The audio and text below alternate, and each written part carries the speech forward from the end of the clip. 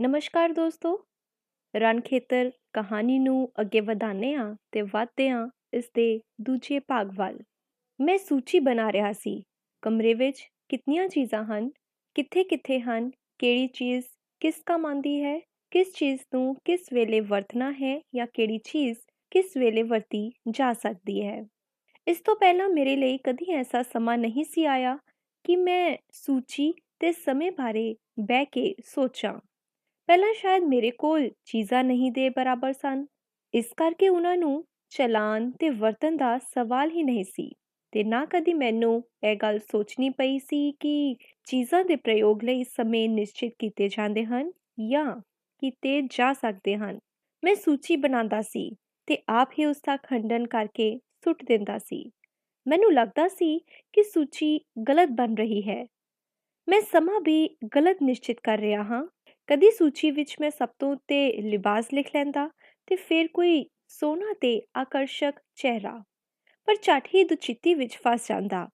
ਫੈਸਲਾ ਕਰਨਾ ਔਖਾ ਹੋ ਜਾਂਦਾ ਕਿ ਲਿਬਾਸ ਤੋਂ ਪਹਿਲਾਂ ਚਿਹਰਾ ਚੜਾਈਦਾ ਹੈ ਜਾਂ ਚਿਹਰੇ ਤੋਂ ਪਹਿਲਾਂ ਲਿਬਾਸ ਪਾ ਲਈਦਾ ਹੈ। ਮੈਨੂੰ ਉਸ ਆਦਮੀ ਦਾ ਖਿਆਲ ਆਂਦਾ। ਜ਼ਿਹਨ ਵਿੱਚ ਇਹ ਗੱਲ ਵੀ ਘੁੰਮਦੀ ਸੀ ਕਿ ਦੁਚਿੱਤੀ ਤੋਂ ਨਿਕਲਣ ਲਈ ਉਸ ਦੀ ਸਹਾਇਤਾ ਲਈ ਜਾਵੇ। ਪਰ ਉਹ ਆਦਮੀ ਜਿਸ ਦੇ ਕੋਲ ਕੁਝ ਵੀ ਨਹੀਂ ਸੀ, ਜਿਸ ਦੇ ਕੋਲ ਮਿੱਟੀ ਤੇ ਮੂਰਤਾਂ ਦੇ ਸਿਵਾ ਹੋਰ ਕੁਝ ਵੀ ਨਹੀਂ ਸੀ, ਉਹ ਮੈਨੂੰ ਨਵੀਆਂ ਚੀਜ਼ਾਂ ਬਾਰੇ ਕੀ ਸਲਾਹ ਦੇ ਸਕਦਾ ਸੀ। ਮੈਂ ਇਹ ਵੀ ਜਾਣਦਾ ਸੀ ਕਿ ਜੇਕਰ ਮੈਂ ਉਸ ਨੂੰ ਕਹਾਂ ਤਾਂ ਉਹ ਝੱਟ ਹੀ ਸਲਾਹ ਮਸ਼ਵਰਾ ਦੇਣ ਲਈ ਤਿਆਰ ਹੋ ਜਾਏਗਾ ਤੇ ਹੋ ਸਕਦਾ ਹੈ ਕਿ ਕਮਰੇ ਵਿੱਚ ਆ ਕੇ ਚੀਜ਼ਾਂ, ਮਸ਼ੀਨਾਂ ਤੇ ਉਪਕਰਨਾਂ ਦੀਆਂ ਥਾਵਾਂ ਬਦਲਣਾ ਸ਼ੁਰੂ ਕਰ ਦੇਵੇ ਤੇ ਮੇਰੀ ਸੋਚ ਦੇ ਮੁਤਾਬਕ ਉਸ ਦੀ ਤਰਤੀਬ ਗਲਤ ਨਿਕਲੇ ਤੇ ਮੇਰਾ ਜ਼ਿਹਨ ਅਕਾਰਨ ਹੀ ਪਰੇਸ਼ਾਨ ਹੋ ਜਾਵੇ। ਪਰ ਮੈਂ ਇਹ ਗੱਲ ਵੀ ਨਾਲ ਸੋਚਦਾ ਸੀ ਕਿ ਹੋ ਸਕਦਾ ਹੈ ਉਹ ਆ ਕੇ ਇਹੀ ਕਹੇ, ਚੀਜ਼ਾਂ ਤੂੰ ਵਰਤਣੀਆਂ ਹਨ, ਤੈਨੂੰ ਆਪ ਹੀ ਇਹਨਾਂ ਨੂੰ ਕ੍ਰਮ ਦੇਣਾ ਚਾਹੀਦਾ ਹੈ। ਜਾਂ ਫਿਰ ਉਹ ਇਹ ਗੱਲ ਕਹਿ ਦੇਵੇ ਕਿ ਚੀਜ਼ਾਂ ਜਿੱਥੇ ਟਿਕੀਆਂ ਹਨ ਬਿਲਕੁਲ ਠੀਕ ਹਨ, ਜਿੱਥੇ ਜਿਵੇਂ ਪਈਆਂ ਹਨ ਉਵੇਂ ਹੀ ਵਰਤ ਲੈ।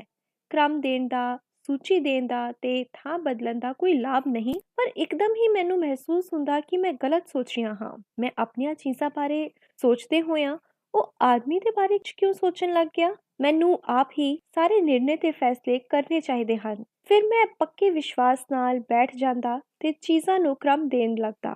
ਕ੍ਰਮ ਤੇ ਸੂਚੀ ਤਿਆਰ ਕਰ ਲੈਣ ਮਗਰੋਂ ਕੁਝ ਸਮੇਂ ਲਈ ਤਾਂ ਉਹ ਤਰਤੀਬ ਸਹੀ ਜਾਪਦੀ। ਮੈਂ ਉਸ ਤਰਤੀਬ ਅਨੁਸਾਰ ਚੀਜ਼ ਵਰਤਣ ਦੇ ਬਾਰੇ ਚ ਸੋਚਣ ਲੱਗਦਾ ਤਾਂ ਫਿਰ ਮੈਨੂੰ ਅਦਲ ਬਦਲੀ ਕਰਨੀ ਪੈਂਦੀ। ਉਧਰ 2-4 ਦਿਨਾਂ ਤੀਕ ਉਹ ਆਦਮੀ ਵੀ ਮੇਰੇ ਵੱਲ ਨਾ ਆਇਆ। ਮੈਨੂੰ ਉਸ ਦੇ ਬਾਰੇ ਸੋਚਣ ਲੱਗਦਿਆਂ ਇੱਕ ਝਟਕਾ ਜਿਹਾ ਮਹਿਸੂਸ ਹੋਇਆ। ਇੱਕ ਅਹਿਸਾਸ ਨੇ ਮੇਰੇ ਜ਼ਿਹਨ ਨੂੰ ਬਹੁਤ ਸ਼ਿੱਦਤ ਨਾਲ ਜਕੜ ਲਿਆ। ਉਹ ਆਦਮੀ ਜਿਸ ਨੇ ਮੇਰੇ ਅੰਦਰ ਇੱਕ ਪਰਿਵਰਤਨ ਲਿਆਉਣ ਲਈ ਮੈਨੂੰ ਪ੍ਰੇਰਿਆ, ਇੱਕ ਜਗ੍ਹਾ ਦਾ ਨਿਰਮਾਣ ਕਰਕੇ ਮੈਨੂੰ ਬਿਠਾਇਆ, ਮੇਰੇ ਵਜੂਦ ਨੂੰ ਇੱਕ ਦਿਸ਼ਾ ਦਿੱਤੀ, ਅੱਜ ਮੈਂ ਉਹਦੇ ਬਾਰੇ ਚ ਕੀ ਸੋਚ ਰਿਹਾ ਹਾਂ, ਉਸਦੇ ਵਜੂਦ ਦੇ ਬਾਰੇ ਚ ਮੇਰੀ ਕੀ ਧਾਰਨਾ ਹੈ। ਪਛਤਾਤਾਪ ਦੀ ਇੱਕ ਲਾਟ ਜਿਹੀ ਮੇਰੇ ਤਾਲੂ ਵਿੱਚੋਂ ਹੋ ਕੇ ਨਿਕਲ ਗਈ। ਪਲ ਦੇ ਪਲ ਮੈਂ ਗਤੀਹੀਨ ਹੋ ਗਿਆ। ਉਹ ਉਸ ਵੇਲੇ ਮਿੱਟੀ ਗੁੰਨ ਰਿਹਾ ਸੀ ਜਿਸ ਵੇਲੇ ਮੈਂ ਉਸਦੇ ਕਮਰੇ 'ਚ ਪਹੁੰਚਿਆ। ਉਹ ਅਸਲ 'ਚ ਮਿੱਟੀ ਨਹੀਂ ਸੀ ਗੁੰਨ ਰਿਹਾ, ਮਿੱਟੀ ਨਾਲ ਪਿਆਰ ਕਰ ਰਿਹਾ ਸੀ। ਮਿੱਟੀ ਨੂੰ ਆਪਣੇ ਹੀ ਵਜੂਦ ਦਾ ਅੰਗ ਜਾਣ ਕੇ ਜਿਵੇਂ ਸਹਿਲਾ ਰਿਹਾ ਸੀ। ਨਾਲ ਨਾਲ ਉਹ ਲੰਬੀ ਲੰਬੀ ਹਾਂ 'ਚ ਸਿਰ ਹਿਲਾ ਰਿਹਾ ਸੀ। ਮੈਂ ਅਨੁਮਾਨ ਨਾ ਕਰ ਸਕਿਆ ਕਿ ਉਸਨੂੰ ਮੇਰੇ ਕਮਰੇ ਵਿੱਚ ਹੋਣ ਦੀ ਖਬਰ ਹੈ। ਮੈਂ ਕਿਹਾ, 3-4 ਦਿਨ ਤੋਂ ਵੇਖ ਰਿਹਾ ਹਾਂ ਤੂੰ ਮੇਰੇ ਕਮਰੇ ਵਿੱਚ ਨਹੀਂ ਆਇਆ। ਵੇਖਣ ਆਇਆ ਹਾਂ ਕਿ ਤੂੰ ਕਿਸ ਕੰਮ में इतना रुझ ਗਿਆ ਹੈ। ਮੈਂ ਜਾਣਦਾ ਹਾਂ ਜੋ ਚੀਜ਼ ਆਦਮੀ ਕੋਲ ਨਾ ਹੋਵੇ ਉਹ ਜੇਕਰ ਆ ਜਾਵੇ ਤਾਂ ਉਸ ਲਈ ਆਦਮੀ ਨੂੰ ਇੱਕ ਨਿਸ਼ਚਾ ਕਰ ਲੈਣਾ ਪੈਂਦਾ ਹੈ, ਉਸਨੂੰ ਕ੍ਰਮ ਦੇਣਾ ਪੈਂਦਾ ਹੈ, ਆਪਣੇ ਵਿਧਾਨ ਨੂੰ ਉਸ ਨਾਲ ਜੋੜਨਾ ਪੈਂਦਾ ਹੈ ਤੇ ਉਸ ਵਿਧਾਨ ਨੂੰ ਜਾਣਨਾ ਸਮਝਣਾ ਪੈਂਦਾ ਹੈ। ਮੈਂ ਇਹੀ ਨਿਰਣਾ ਕੀਤਾ ਹੈ ਕਿ ਜੋ ਕੁਝ ਵੀ ਤੂੰ ਕਮਰੇ ਵਿੱਚ ਲੈ ਆਇਆ ਹੈ ਤੂੰ ਇਕੱਲਾ ਆਪਣੇ ਤੌਰ ਤੇ ਵਰਤਨ ਦਾ ਨਿਯਮ ਵਿਧਾਨ ਬਣਾ ਲਵੇਂ। ਮੈਂ ਕੁਝ ਦੁਵਿਧਾ ਵਿੱਚ ਹਾਂ। ਮੈਂ ਰੋਜ਼ ਹੀ ਸਭ ਕੁਝ ਵਰਤਨ ਦੀ ਸੂਚੀ ਤੇ ਸਮਾਂ ਮੁਕਰਰ ਕਰਦਾ ਹਾਂ, ਪਰ ਮੈਨੂੰ ਝੱਟ ਹੀ ਮਹਿਸੂਸ ਹੋਣ ਲੱਗਦਾ ਹੈ ਕਿ ਮੈਂ ਗਲਤ ਕਰ ਰਿਹਾ ਹਾਂ। ਫਿਰ ਬਣਾਉਣਾ ਹਾਂ, ਫਿਰ ਮਿਟਾ ਦੇਣਾ ਹਾਂ। ਮੈਂ ਕਿਹਾ। ਉਹ ਕਾਫੀ ਚਿਰ ਤੱਕ ਚੁੱਪ ਰਿਹਾ ਤੇ ਮਿੱਟੀ ਦੇ ਗੋਲੇ ਨੂੰ ਹੱਥਾਂ 'ਚ ਨਚਾਉਂਦਾ ਰਿਹਾ। ਫਿਰ ਉਸਨੇ ਨਾ ਦੇ ਅੰਦਾਜ਼ ਵਿੱਚ ਗਰਦਨ ਹਿਲਾ ਕੇ ਕਿਹਾ, ਉੱਥੇ ਜੋ ਵੀ ਕੁਝ ਹੈ ਤੇਰਾ ਹੈ, ਕ੍ਰਮ ਦੀ ਕੋਈ ਦੁਵਿਧਾ ਨਹੀਂ ਹੈ। ਸਭ ਕੁਝ ਪਹਿਲਾਂ ਹੀ ਤੋਂ ਕ੍ਰਮ ਅਧੀਨ ਹੈ। ਇੱਥੇ ਕੁਝ ਵੀ ਕ੍ਰਮਹੀਨ ਨਹੀਂ ਹੈ। ਸਾਨੂੰ ਇਸ ਕਰਕੇ ਐਸਾ ਲੱਗਦਾ ਹੈ ਕਿ ਵਸਤੂਆਂ, ਪਦਾਰਥਾਂ, ਉਪਕਰਨਾਂ ਤੇ ਮਸ਼ੀਨਾਂ ਦੇ ਕ੍ਰਮ ਸਾਡੇ ਨਾਲ ਮੇਲ ਨਹੀਂ ਖਾਂਦੇ। ਤੂੰ ਬਹੁਤ ਦੌੜ ਭੱਜ ਕੀਤੀ ਹੈ, ਸੰਘਰਸ਼ ਕੀਤਾ ਹੈ। ਤੈਨੂੰ ਹੁਣ ਹਰ ਚੀਜ਼ ਦਾ ਅਨੁਭਵ ਮਿਲਣਾ ਚਾਹੀਦਾ ਹੈ। ਜੇਕਰ ਤੂੰ ਕ੍ਰਮ ਦੇ ਗੇੜ ਵਿੱਚ ਫਸ ਗਿਆ ਤਾਂ ਆਨੰਦ ਤੇ ਸੰਤੋਸ਼ ਦੇ ਅਨੁਭਵ ਅਲੋਪ ਹੁੰਦੇ ਜਾਣਗੇ। ਮੈਂ ਐਵੇਂ ਹੀ ਕਹਾਂਗਾ ਕਿ ਤੂੰ ਮੇਰੇ ਨਾਲ ਮੇਰੇ ਕਮਰੇ ਵਿੱਚ ਚੱਲ ਤੇ ਕਿਤਿਓਂ ਵੀ ਵਰਤਨ ਦਾ ਸਿਲਸਿਲਾ ਸ਼ੁਰੂ ਕਰਵਾ ਦੇ। ਮਿੱਟੀ ਦਾ ਗੋਲਾ ਉਸਨੇ ਇੱਕ ਪਾਸੇ ਰੱਖ ਦਿੱਤਾ ਤੇ ਝੱਟ ਹੀ ਉੱਠ ਕੇ ਮੇਰੇ ਨਾਲ ਤੁਰ ਪਿਆ। ਆਪਣੀ ਦਹਲੀਜ਼ ਤੋਂ ਪੈਰ ਬਾਹਰ ਧਰਦਿਆਂ ਹੀ ਸ਼ਾਇਦ ਉਸਨੂੰ ਕੋਈ ਗੱਲ ਚੇਤੇ ਆ ਗਈ। ਉਹ ਰੁਕ ਗਿਆ। ਖਲੋ ਕੇ ਉਸਨੇ ਪੁੱਛਿਆ, ਸਭ ਕੁਝ ਕੰਮ ਕਰਨ ਲਈ ਬਿਲਕੁਲ ਤਿਆਰ ਹੈ? ਹਾਂ, ਤਿਆਰ ਹੈ। ਉਹ ਸ਼ਕਤੀ ਜਿਸ ਨਾਲ ਮਸ਼ੀਨਾਂ ਤੇ ਉਪਕਰਨ ਕੰਮ ਕਰਦੇ ਹਨ ਉਹ ਵੀ ਕਮਰੇ ਵਿੱਚ ਆ ਚੁੱਕੀ ਹੈ? ਉਸਨੇ ਪੁੱਛਿਆ। ਤਾਂ ਮੈਨੂੰ ਫਿਰ ਆਪਣਾ ਆਪ ਘੁੰਮਦਾ ਮਹਿਸੂਸ ਹੋਇਆ। ਮੈਂ ਕਿਹਾ, ਇਸ ਗੱਲ ਵੱਲ ਤਾਂ ਮੇਰਾ ਧਿਆਨ ਹੀ ਨਹੀਂ ਗਿਆ। ਮੈਂ ਸੋਚ ਵੀ ਨਹੀਂ ਸਕਿਆ ਕਿ ਮਸ਼ੀਨਾਂ ਤੇ ਉਪਕਰਨ ਚੱਲਣਗੇ ਕਿਵੇਂ। ਮੈਂ ਉਹਨਾਂ ਨੂੰ ਇਸਤੇਮਾਲ ਕਿਵੇਂ ਕਰਾਂਗਾ। ਫਿਰ ਮੇਰੇ ਚੱਲਣ ਦਾ ਕੋਈ ਲਾਭ ਨਹੀਂ ਜੇਕਰ ਤੇਰੇ ਕੋਲ ਉਸ ਸ਼ਕਤੀ ਦਾ ਬੰਦੋਬਸਤ ਨਹੀਂ ਹੈ। ਮਸ਼ੀਨ ਜੋ ਉਪਕਰਨਾਂ ਨੂੰ ਚਲਾਉਂਦੀ ਹੈ ਉਸ ਦਾ ਹੋਣਾ ਤਾਂ ਬਹੁਤ ਜ਼ਰੂਰੀ ਹੈ। ਮੈਂ ਫਿਰ ਕਦੀ ਚਲਾਂਗਾ। ਚਾਹੀਦਾ ਤਾਂ ਇਹ ਸੀ ਕਿ ਕੁਝ ਵੀ ਲਿਆਉਣ ਤੋਂ ਪਹਿਲਾਂ ਤੂੰ ਉਸ ਸ਼ਕਤੀ ਬਾਰੇ ਸੋਚਦਾ ਜੋ ਕੁਝ ਵੀ ਚਲਾ ਕੇ ਆਨੰਦ ਪ੍ਰਾਪਤ ਕਰਨ ਲਈ ਲਾਜ਼ਮੀ ਹੈ। ਮੈਂ ਤਾਂ ਇਹ ਨਹੀਂ ਕੀਤਾ। ਸ਼ਾਇਦ ਮੇਰੇ ਜ਼ਿਹਨ ਵਿੱਚ ਹੀ ਇਹ ਗੱਲ ਨਹੀਂ ਆਈ। ਪਰ ਇਸ ਵਾਰ ਮੈਂ ਤੇਰੀ ਵੀ ਢਿੱਲ ਸਮਝਦਾ ਹਾਂ। ਤੂੰ ਕਦੇ ਵੀ ਮੈਨੂੰ ਇਸ ਬਾਰੇ ਸੁਚੇਤ ਨਹੀਂ ਕੀਤਾ। ਮੈਂ ਕਿਹਾ, ਹਾਂ, ਮੈਂ ਜਾਣਦਾ ਸੀ ਕਿ ਤੈਨੂੰ ਜ਼ਰੂਰਤ ਪੈਣੀ ਹੈ। ਹਰ ਮਨੁੱਖ ਨੂੰ ਲੋੜ ਪੈਂਦੀ ਹੈ। ਪਰ ਮੈਂ ਜਾਣਬੁੱਝ ਕੇ ਉਹਨੂੰ ਨਹੀਂ ਕਿਹਾ। ਜਾਣਬੁੱਝ ਕੇ ਕੀ ਮਤਲਬ? ਮੈਨੂੰ ਸਮਝ ਨਹੀਂ ਆ ਰਿਹਾ। ਇੱਕ ਪਾਸੇ ਤੂੰ ਮੈਨੂੰ ਸਭ ਕੁਝ ਇਕੱਠਿਆਂ ਕਰਨ ਦੀ ਪ੍ਰੇਰਨਾ ਦਿੱਤੀ ਤੇ ਫਿਰ ਇਤਨੀ ਜ਼ਰੂਰੀ ਗੱਲ ਤੂੰ ਮੇਰੇ ਕੋਲੋਂ ਲੁਕਾ ਕੇ ਰੱਖੀ। ਉਸ ਦਾ ਕਾਰਨ ਹੈ, ਤੂੰ ਬਸਤੀ ਵਿੱਚ ਰਿਹਾ ਹੈ, ਸਭ ਕੁਝ ਵੇਖਿਆ ਹੈ। ਇਹ ਮਸ਼ੀਨਾਂ ਤੇ ਉਪਕਰਨ ਤੂੰ ਉੱਥੋਂ ਹੀ ਲਿਆਂਦੇ ਹਨ। ਮੇਰਾ ਪੱਕਾ ਵਿਸ਼ਵਾਸ ਹੈ ਕਿ ਜਿੱਥੇ ਵੀ ਕੋਈ ਯੰਤਰ, ਮਸ਼ੀਨ ਜਾਂ ਉਪਕਰਨ ਬਣਦਾ ਹੈ ਉਸ ਨੂੰ ਤੋੜਨ ਵਾਲੀ, ਉਸ ਵਿੱਚ ਕਿਰਿਆ ਭਰਨ ਵਾਲੀ ਸ਼ਕਤੀ ਪਹਿਲਾਂ ਬਣ ਜਾਂਦੀ ਹੈ। ਮੈਂ ਕਦੀ ਸੋਚ ਵੀ ਨਹੀਂ ਸਕਦਾ ਸੀ ਕਿ ਤੈਨੂੰ ਇਸ ਗੱਲ ਦਾ ਗਿਆਨ ਨਹੀਂ ਹੈ। ਕਹਿ ਕੇ ਉਹ ਫਿਰ ਆਪਣੇ ਕਮਰੇ ਵਿੱਚ ਤੁਰ ਗਿਆ। ਮੈਂ ਵੀ ਉਸਦੇ ਪਿੱਛੇ ਉਸ ਕੋਲ ਜਾ ਪਹੁੰਚਿਆ। ਮੈਂ ਕਿਹਾ, ਇਹਨਾਂ ਚੀਜ਼ਾਂ ਨੂੰ ਚਲਾਉਣ ਲਈ ਵਿਦਯੁਤ ਦੀ ਲੋੜ ਹੈ। ਉਸ ਦਾ ਬੰਦੋਬਸਤ ਤੇਰੀ ਸਹਾਇਤਾ ਬਿਨਾਂ ਮੁਸ਼ਕਿਲ ਹੈ। ਮੈਂ ਇਸ ਵਿੱਚ ਤੇਰੀ ਕੀ ਮਦਦ ਕਰ ਸਕਦਾ ਹਾਂ? ਉਸਨੇ ਪੁੱਛਿਆ। ਵਿਦਯੁਤ ਦੀਆਂ ਤਾਰਾਂ ਮੇਰੇ ਮਕਾਨ ਤੇ ਪਹੁੰਚ ਸਕਦੀਆਂ ਹਨ? ਮੈਂ ਪੁੱਛਿਆ। ਹਾਂ, ਪਹੁੰਚ ਸਕਦੀਆਂ ਹਨ, ਉਸਨੇ ਉੱਤਰ ਦਿੱਤਾ। ਉਹ ਤਾਰਾਂ ਹੀ ਪਹੁੰਚਾਉਣ ਲਈ ਸਹਾਇਤਾ ਚਾਹੀਦੀ ਹੈ। ਤਾਰਾਂ ਤਾਂ ਮੇਰੇ ਕਮਰੇ ਵਿੱਚ ਆ ਪਹੁੰਚੀਆਂ, ਪਰ ਉਹ ਆਦਮੀ, ਮੈਨੂੰ ਮਹਿਸੂਸ ਹੋਇਆ ਕਿ ਬਹੁਤਾ ਗੰਭੀਰ ਹੋ ਗਿਆ ਹੈ। ਉਸਨੇ ਹੱਸਣਾ ਸ਼ਾਇਦ ਛੱਡ ਦਿੱਤਾ ਸੀ। ਮੈਂ ਉਸ ਤੋਂ ਇਸ ਤਬਦੀਲੀ ਦਾ ਕਾਰਨ ਪੁੱਛਿਆ ਤਾਂ ਉਸਨੇ ਕਿਹਾ, ਇਸ ਵਿੱਚ ਹੱਸਣ ਜਾਂ ਮੁਸਕਰਾਉਣ ਦੀ ਕੋਈ ਗੱਲ ਨਹੀਂ ਹੈ। ਉਹ ਸ਼ਕਤੀ ਜੋ ਉਪਕਰਨਾਂ ਨੂੰ ਤੋੜਦੀ ਹੈ ਸਭ ਕੁਝ ਇਕੱਠਿਆਂ ਕਰਨ ਤੋਂ ਬਾਅਦ ਇੱਥੇ ਆਈ ਹੈ। ਮੈਂ ਹੁਣ ਕਿਤਿਓਂ ਵੀ ਸ਼ੁਰੂ ਕਰਨਾ ਸੀ। ਵਰਤਣਾ, ਹੰਡਾਣਾ, ਆਰੰਭਣਾ ਸੀ। ਕੁਝ ਉਪਕਰਨ ਐਸੇ ਵੀ ਸਨ ਜਿਨ੍ਹਾਂ ਵਾਸਤੇ ਬਹੁਤ ਘੱਟ ਵਿਦਯੁਤ ਦੀ ਜਾਂ ਉਸਦੇ ਨਾਲ ਦੀ ਸ਼ਕਤੀ ਦੀ ਲੋੜ ਸੀ। ਇਹ ਵੇਖਣ ਲਈ ਕਿ ਜਿਸ ਉਪਕਰਨ ਜਾਂ ਮਸ਼ੀਨ ਵਿੱਚ ਬਹੁਤੀ ਸ਼ਕਤੀ ਚਾਹੀਦੀ ਹੈ ਉਸ ਦਾ ਆਨੰਦ ਕੈਸਾ ਹੈ ਤੇ ਜਿਸ ਮਸ਼ੀਨ ਵਿੱਚ ਬਹੁਤ ਘੱਟ ਸ਼ਕਤੀ ਲੋੜੀਂਦੀ ਹੈ ਉਸ ਦਾ ਆਨੰਦ ਕੈਸਾ ਹੈ। ਮੈਂ ਵਾਰੀ-ਵਾਰੀ ਸਾਰੇ ਯੰਤਰ, ਉਪਕਰਨ ਤੇ ਮਸ਼ੀਨਾਂ ਚਲਾਈਆਂ। ਇੱਕ ਮਸ਼ੀਨ ਨੇ ਮੈਨੂੰ ਮੇਰੇ ਨਾਲੋਂ ਤੋੜ ਦਿੱਤਾ, ਦੂਜੀ ਨੇ ਜੋੜ ਛੱਡਿਆ। ਇੱਕ ਨੇ ਮੈਨੂੰ ਮੇਰੇ ਬਾਰੇ 'ਚ ਉਹ ਗੱਲਾਂ ਸੰਕੇਤਾਂ ਵਿੱਚ ਸਮਝਾ ਦਿੱਤੀਆਂ ਜੋ ਮੁੱਢ ਤੋਂ ਹੀ ਮੇਰੇ ਵਜੂਦ ਦੇ ਅੰਦਰ ਵਿਰਾਜਮਾਨ ਸੀ, ਪਰ ਮੈਨੂੰ ਉਹਨਾਂ ਦਾ ਪਤਾ ਨਹੀਂ ਸੀ। ਇੱਕ ਮਸ਼ੀਨ ਨੇ ਮੈਨੂੰ ਪਸ਼ੂ ਬਣਾ ਦਿੱਤਾ ਤੇ ਮੈਂ ਚਾਹਣ ਲੱਗਾ ਕਿ ਉਸ ਮਸ਼ੀਨ ਨੂੰ ਹੀ ਤੋੜ ਕੇ ਬਾਹਰ ਵਗਾ ਮਾਰਾਂ। ਪਰ ਦੂਜੀ ਹੀ ਮਸ਼ੀਨ ਨੇ ਮੈਨੂੰ ਜੀਵਾਂ ਚੋਂ, ਪ੍ਰਾਣੀਆਂ ਚੋਂ ਸਰਵਉੱਤਮ ਪ੍ਰਾਣੀ ਪ੍ਰਮਾਣਿਤ ਕਰ ਦਿੱਤਾ। ਤਾਂ ਮੈਂ ਪਲ ਦੇ ਪਲ ਮਹਿਸੂਸ ਕੀਤਾ ਕਿ ਮੈਂ ਪੂਰੀ ਧਰਤੀ ਦਾ ਇੱਕਮਾਤਰ ਸ਼ਹਿਨशाह ਹਾਂ। ਮੈਂ ਕੁਝ ਚਾਬੀਆਂ ਦਵਾਈਆਂ ਤਾਂ ਕੁਝ ਕਿਤਾਬਾਂ ਨੇ ਮੇਰੀ ਉਮਰ ਦਾ ਹਿਸਾਬ ਲਗਾਉਣਾ ਸ਼ੁਰੂ ਕਰ ਦਿੱਤਾ। ਮੈਂ ਵੇਖਦਾ ਰਿਹਾ ਤੇ ਮਸ਼ੀਨਾਂ ਆਪਸ ਵਿੱਚ ਝਗੜਦੀਆਂ ਰਹੀਆਂ। ਫਿਰ ਇੱਕ ਮਸ਼ੀਨ ਨੇ ਦੱਸਿਆ, ਇਸ ਆਦਮੀ ਦੀ ਉਮਰ ਲੱਖ ਸਾਲ ਹੈ। ਦੂਜੀ ਨੇ ਕਿਹਾ, ਕੁਝ ਕੁ ਹਜ਼ਾਰ ਸਾਲ। ਤੀਜੀ ਨੇ ਕਿਹਾ, ਸਭ ਕੁਝ ਗਲਤ ਹੈ। ਇਸ ਆਦਮੀ ਦੀ ਉਮਰ ਤਾਂ ਇੱਕ ਪਲ ਹੈ। ਇਹ ਆਦਮੀ ਸਿਰਫ ਇੱਕ ਪਲ ਜੀਂਦਾ ਹੈ ਤੇ ਫਿਰ ਮਰ ਜਾਂਦਾ ਹੈ। ਪਰ ਚੌਥੀ ਮਸ਼ੀਨ, ਜਿਸ ਵਿੱਚ ਸ਼ਾਇਦ ਕਈ ਪੁਸਤਕਾਂ ਦਾ ਸਾਰ ਤੇ ਅਰਥ ਭਰੇ ਹੋਏ ਸਨ, ਉਸਨੇ ਦੱਸਿਆ, ਇਹ ਠੀਕ ਹੈ ਕਿ ਇਹ ਆਦਮੀ ਇੱਕ ਪਲ ਜੀਂਦਾ ਹੈ ਤੇ ਦੂਜੇ ਪਲ ਮਰ ਜਾਂਦਾ ਹੈ, ਪਰ ਤੀਜੇ ਪਲ ਫਿਰ ਜੀਂਦਾ ਹੈ ਤੇ ਇਸ ਤਰ੍ਹਾਂ ਇਸ ਆਦਮੀ ਨੇ ਕਿਤਨੇ ਹੀ ਹਜ਼ਾਰਾਂ ਵਰੇ ਲੰਘਾ ਦਿੱਤੇ ਹਨ। ਇਹ ਕਿਹਾ ਨਹੀਂ ਜਾ ਸਕਦਾ ਕਿ ਇਹ ਆਦਮੀ ਹੋਰ ਕਦੋਂ ਤੀਕ ਪਲ ਪਲ ਕਰਕੇ ਮਰਦਾ ਜੀਂਦਾ ਰਹੇਗਾ। ਮੈਨੂੰ ਬਹੁਤ ਆਨੰਦ ਦਾ ਅਨੁਭਵ ਹੋਇਆ ਤੇ ਨਾਲ ਹੀ ਅਚਰਜ ਵੀ, ਕਿਉਂ ਜੋ ਮੈਂ ਆਪਣੀ ਉਮਰ ਦੇ ਬਾਰੇ ਵਿੱਚ ਕਦੀ ਸੋਚਿਆ ਹੀ ਨਹੀਂ ਸੀ। ਇਹ ਮਸ਼ੀਨੀ ਕਿਤਾਬਾਂ ਤੇ ਕਿਤਾਬੀ ਮਸ਼ੀਨਾਂ ਮੇਰੇ ਬਾਰੇ 'ਚ ਕੀ ਦੱਸ ਰਹੀਆਂ ਸਨ। ਇੱਕ ਉਪਕਰਨ ਜੋ ਬਹੁਤੀ ਸ਼ਕਤੀ ਮੰਗਦਾ ਸੀ, ਬਹੁਤ ਚਮਤਕਾਰੀ ਕੰਮ ਕਰਦਾ ਸੀ, ਪਰ ਉਸਦੇ ਕੰਮ ਦੀ ਮੈਨੂੰ ਸਮਝ ਨਹੀਂ ਸੀ ਆ ਰਹੀ। ਉਸ ਵਿੱਚ ਆਪਣੀ ਲੋੜ ਨਹੀਂ ਸੀ। ਪਹਿਲਾਂ ਉਹ ਲੋੜ ਉਧਾਰ ਮੰਗਦਾ ਸੀ, ਫਿਰ ਆਪਣੀ ਸ਼ਕਤੀ ਨਾਲ ਉਸ ਉਧਾਰ ਮੰਗੀ ਲੋੜ ਨੂੰ ਕਈ ਗੁਣਾ ਵਧਾ ਕੇ ਦਿੰਦਾ ਸੀ। ਪਰ ਉਸ ਵਧੀ ਹੋਈ ਲੋੜ ਅੱਗੇ ਕੀ ਕਰਨਾ ਚਾਹੀਦਾ ਸੀ? ਇਹ ਸੋਚ ਕੇ ਮੈਂ ਪਰੇਸ਼ਾਨ ਹੋ ਰਿਹਾ ਸੀ। ਅੰਤ ਵਿੱਚ ਮੈਂ ਸਭ ਕੁਝ ਬੰਦ ਕਰ ਦਿੱਤਾ। ਮੈਂ ਮਹਿਸੂਸ ਕੀਤਾ ਕਿ ਮੈਂ ਕੁਝ ਥੱਕ ਗਿਆ ਹਾਂ। ਇਹ ਥਕਾਵਟ ਸ਼ਾਇਦ ਉਪਕਰਨ, ਯੰਤਰ ਤੇ ਮਸ਼ੀਨਾਂ ਚਲਾਉਣ ਦੀ ਹੈ ਜਾਂ ਫਿਰ ਉਹਨਾਂ ਦੇ ਕਾਰਨਾਮੇ ਵੇਖਣ ਕਰਕੇ ਹੈ। ਮੈਂ ਇੱਕ ਚਿਹਰਾ ਪਾਇਆ, ਆਪਣਾ ਲਿਬਾਸ ਬਦਲਿਆ ਤੇ ਉਸ ਆਦਮੀ ਦੇ ਕਮਰੇ ਵੱਲ ਗਿਆ। ਉਹ ਉਸ ਸਮੇਂ ਕਮਰੇ ਵਿੱਚ ਨਹੀਂ ਸੀ, ਸ਼ਾਇਦ ਕਿਤੇ ਗਿਆ ਸੀ। ਮੈਂ ਕੁਝ ਚਿਰ ਤੱਕ ਟਹਿਲਦਾ ਰਿਹਾ। ਇੱਕਦਮ ਹੀ ਉਸਦੀ ਆਵਾਜ਼ ਨੇ ਮੈਨੂੰ ਚੌਂਕਾ ਦਿੱਤਾ। ਤੂੰ ਸੱਚ ਹੀ ਬਹੁਤ ਵੱਡਾ ਵਿਚਾਰਕ ਦਿਸ ਰਿਹਾ ਹੈ, ਪਰ ਇਹਨਾਂ ਦਾ ਪ੍ਰਯੋਗ ਤੈਨੂੰ ਬਸਤੀ ਲਈ ਕਰਨਾ ਚਾਹੀਦਾ ਹੈ। ਮੈਂ ਤਾਂ ਇਹਨਾਂ ਨੂੰ ਪਾ ਕੇ ਅਭਿਆਸ ਕਰ ਰਿਹਾ ਹਾਂ। ਤੈਨੂੰ ਸ਼ਾਇਦ ਪਤਾ ਨਹੀਂ, ਇਹ ਚੀਜ਼ਾਂ ਅਭਿਆਸ ਲਈ ਨਹੀਂ ਹਨ, ਇਹ ਤਾਂ ਪ੍ਰਮਾਣਕ ਹਨ। ਨਕਲ ਦੀ ਜਾਂ ਝੂਠ ਦੀ ਕੋਈ ਗੁੰਜਾਇਸ਼ ਇਹਨਾਂ ਨੂੰ ਪਾ ਕੇ ਨਹੀਂ ਰਹਿੰਦੀ। ਪਰ ਇੱਕ ਗੱਲ ਦੱਸ, ਇਹ ਲਿਬਾਸ ਤੇ ਚਿਹਰਾ ਪਾ ਕੇ ਤੈਨੂੰ ਅਨੁਭਵ ਕੀ ਹੁੰਦਾ ਹੈ? ਮੈਨੂੰ ਪਹਿਲੀ ਵਾਰ ਇਹ ਮਹਿਸੂਸ ਹੋਇਆ ਹੈ ਕਿ ਮੈਂ ਇੱਕ ਤਣਾਅ ਵਿੱਚੋਂ ਲੰਘ ਰਿਹਾ ਹਾਂ। ਤਣਾਅ ਇਹ ਹੈ ਕਿ ਮੈਂ ਤਾਂ ਕੁਝ ਹੋਰ ਹਾਂ ਤੇ ਕੁਝ ਹੋਰ ਹੀ ਬਣ ਗਿਆ ਹਾਂ। ਸੁਣ ਕੇ ਉਹ ਹੱਸ ਪਿਆ। ਮੈਨੂੰ ਬਹੁਤ ਚੰਗਾ ਲੱਗਾ। ਬਹੁਤ ਚਿਰ ਮਗਰੋਂ ਉਸਨੂੰ ਮੈਂ ਹੱਸਦਿਆਂ ਵੇਖਿਆ। ਹੱਸ ਕੇ ਉਸਨੇ ਕਿਹਾ, ਤੂੰ ਬਣਿਆ ਕੁਝ ਵੀ ਨਹੀਂ, ਤੇਰੇ ਵਿੱਚ ਕੋਈ ਪਰਿਵਰਤਨ ਨਹੀਂ ਆਇਆ। ਵੇਖਣ ਵਿੱਚ ਫਰਕ ਪਿਆ ਹੈ, ਸਿਰਫ ਤੂੰ ਕੁਝ ਹੋਰ ਦਿਸ ਰਿਹਾ ਹੈ। ਆਦਮੀ ਦੀ ਹਮੇਸ਼ਾ ਇਹ ਤਾਂਘ ਰਹੀ ਹੈ ਕਿ ਜੋ ਕੁਝ ਉਹ ਹੈ ਉਹ ਕਿਸੇ ਨੂੰ ਨਾ ਦਿਸੇ।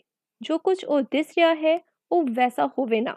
ਇਸ ਚਿਹਰੇ ਤੇ ਇਸ ਲਿਬਾਸ ਵਿੱਚ ਇਹੀ ਆਨੰਦ ਹੈ। ਤੂੰ ਆਪੇ ਬਦਲਣਾ ਨਹੀਂ ਹੈ, ਬਦਲਿਆ ਹੋਇਆ ਦਿਸਣਾ ਹੈ। ਬਸ ਇਹ ਲਿਬਾਸ ਪਾ ਕੇ, ਚਿਹਰਾ ਪਾ ਕੇ ਤੈਨੂੰ ਬਸਤੀ ਵਿੱਚ ਜ਼ਰੂਰ ਜਾਣਾ ਚਾਹੀਦਾ ਹੈ। ਮੈਨੂੰ ਇਹ ਸਭ ਕੁਝ ਪਾ ਕੇ ਬਸਤੀ ਵਿੱਚ ਜਾਂਦਿਆਂ ਕੁਝ ਝਿਜਕ ਦਾ ਅਹਿਸਾਸ ਹੋਵੇਗਾ। ਝਿਜਕ ਨੂੰ ਤੋੜਨਾ ਹੈ, ਤੋੜ ਸੁੱਟਣਾ ਹੈ, ਇਹੀ ਕਾਮਯਾਬੀ ਹੈ। ਦੂਜੇ ਦਿਨ ਮੈਂ ਲਿਬਾਸ ਪਾਇਆ, ਇੱਕ ਚਿਹਰਾ ਪਾਇਆ।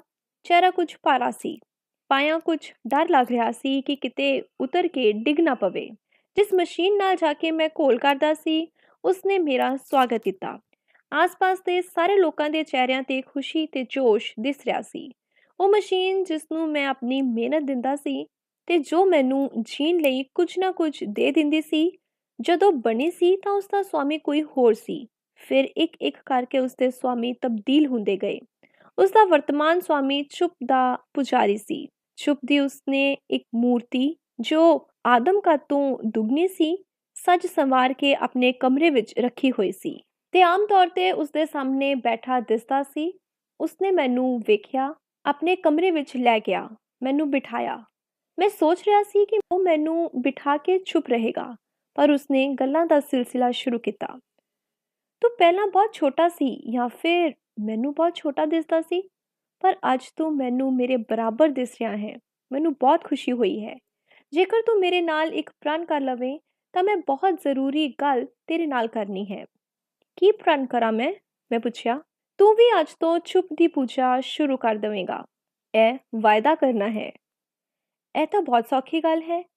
ਇਸ ਵਿੱਚ ਪ੍ਰਣ ਤੇ ਵਾਅਦੇ ਵਾਲੀ ਕੀ ਗੱਲ ਹੈ? ਕਈ ਵਾਰੀ ਆਦਮੀ ਵਾਅਦਾ ਤਾਂ ਕਰ ਲੈਂਦਾ ਹੈ, ਪਰ ਆਪਣੇ ਆਪ ਨੂੰ ਮਜਬੂਰ ਮਹਿਸੂਸ ਕਰਨ ਲੱਗਦਾ ਹੈ। ਫਿਰ ਮਜਬੂਰੀ ਨੂੰ ਤੋੜ ਕੇ ਉਹ ਸੁਤੰਤਰ ਹੋਣਾ ਚਾਹੁੰਦਾ ਹੈ।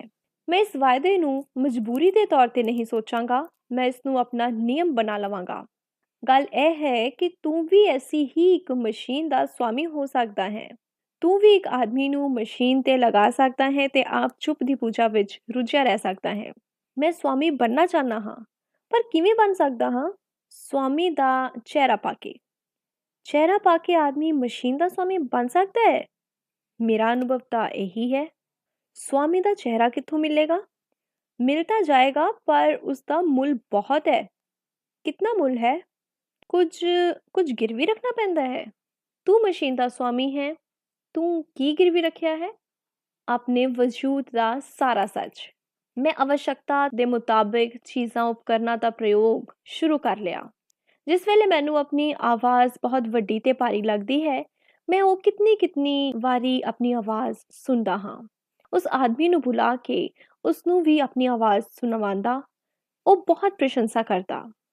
ਮੈਂ ਉਸਨੂੰ ਕਿਤਨੀ ਹੀ ਵਾਰੀ ਕਿਹਾ ਕਿ ਉਹ ਵੀ ਕੁਝ ਐਸੀ ਗੱਲ ਕਹੇ ਜੋ ਭਾਰੀ ਹੋਵੇ, ਪ੍ਰਭਾਵ ਰੱਖਦੀ ਹੋਵੇ। ਮੈਂ ਉਸਨੂੰ ਮਸ਼ੀਨ ਵਿੱਚ ਬੰਦ ਕਰ ਲਵਾਂਗਾ ਤੇ ਫਿਰ ਉਹ ਜਿਸ ਵੇਲੇ ਚਾਹੇ ਸੁਣ ਸਕਦਾ ਹੈ।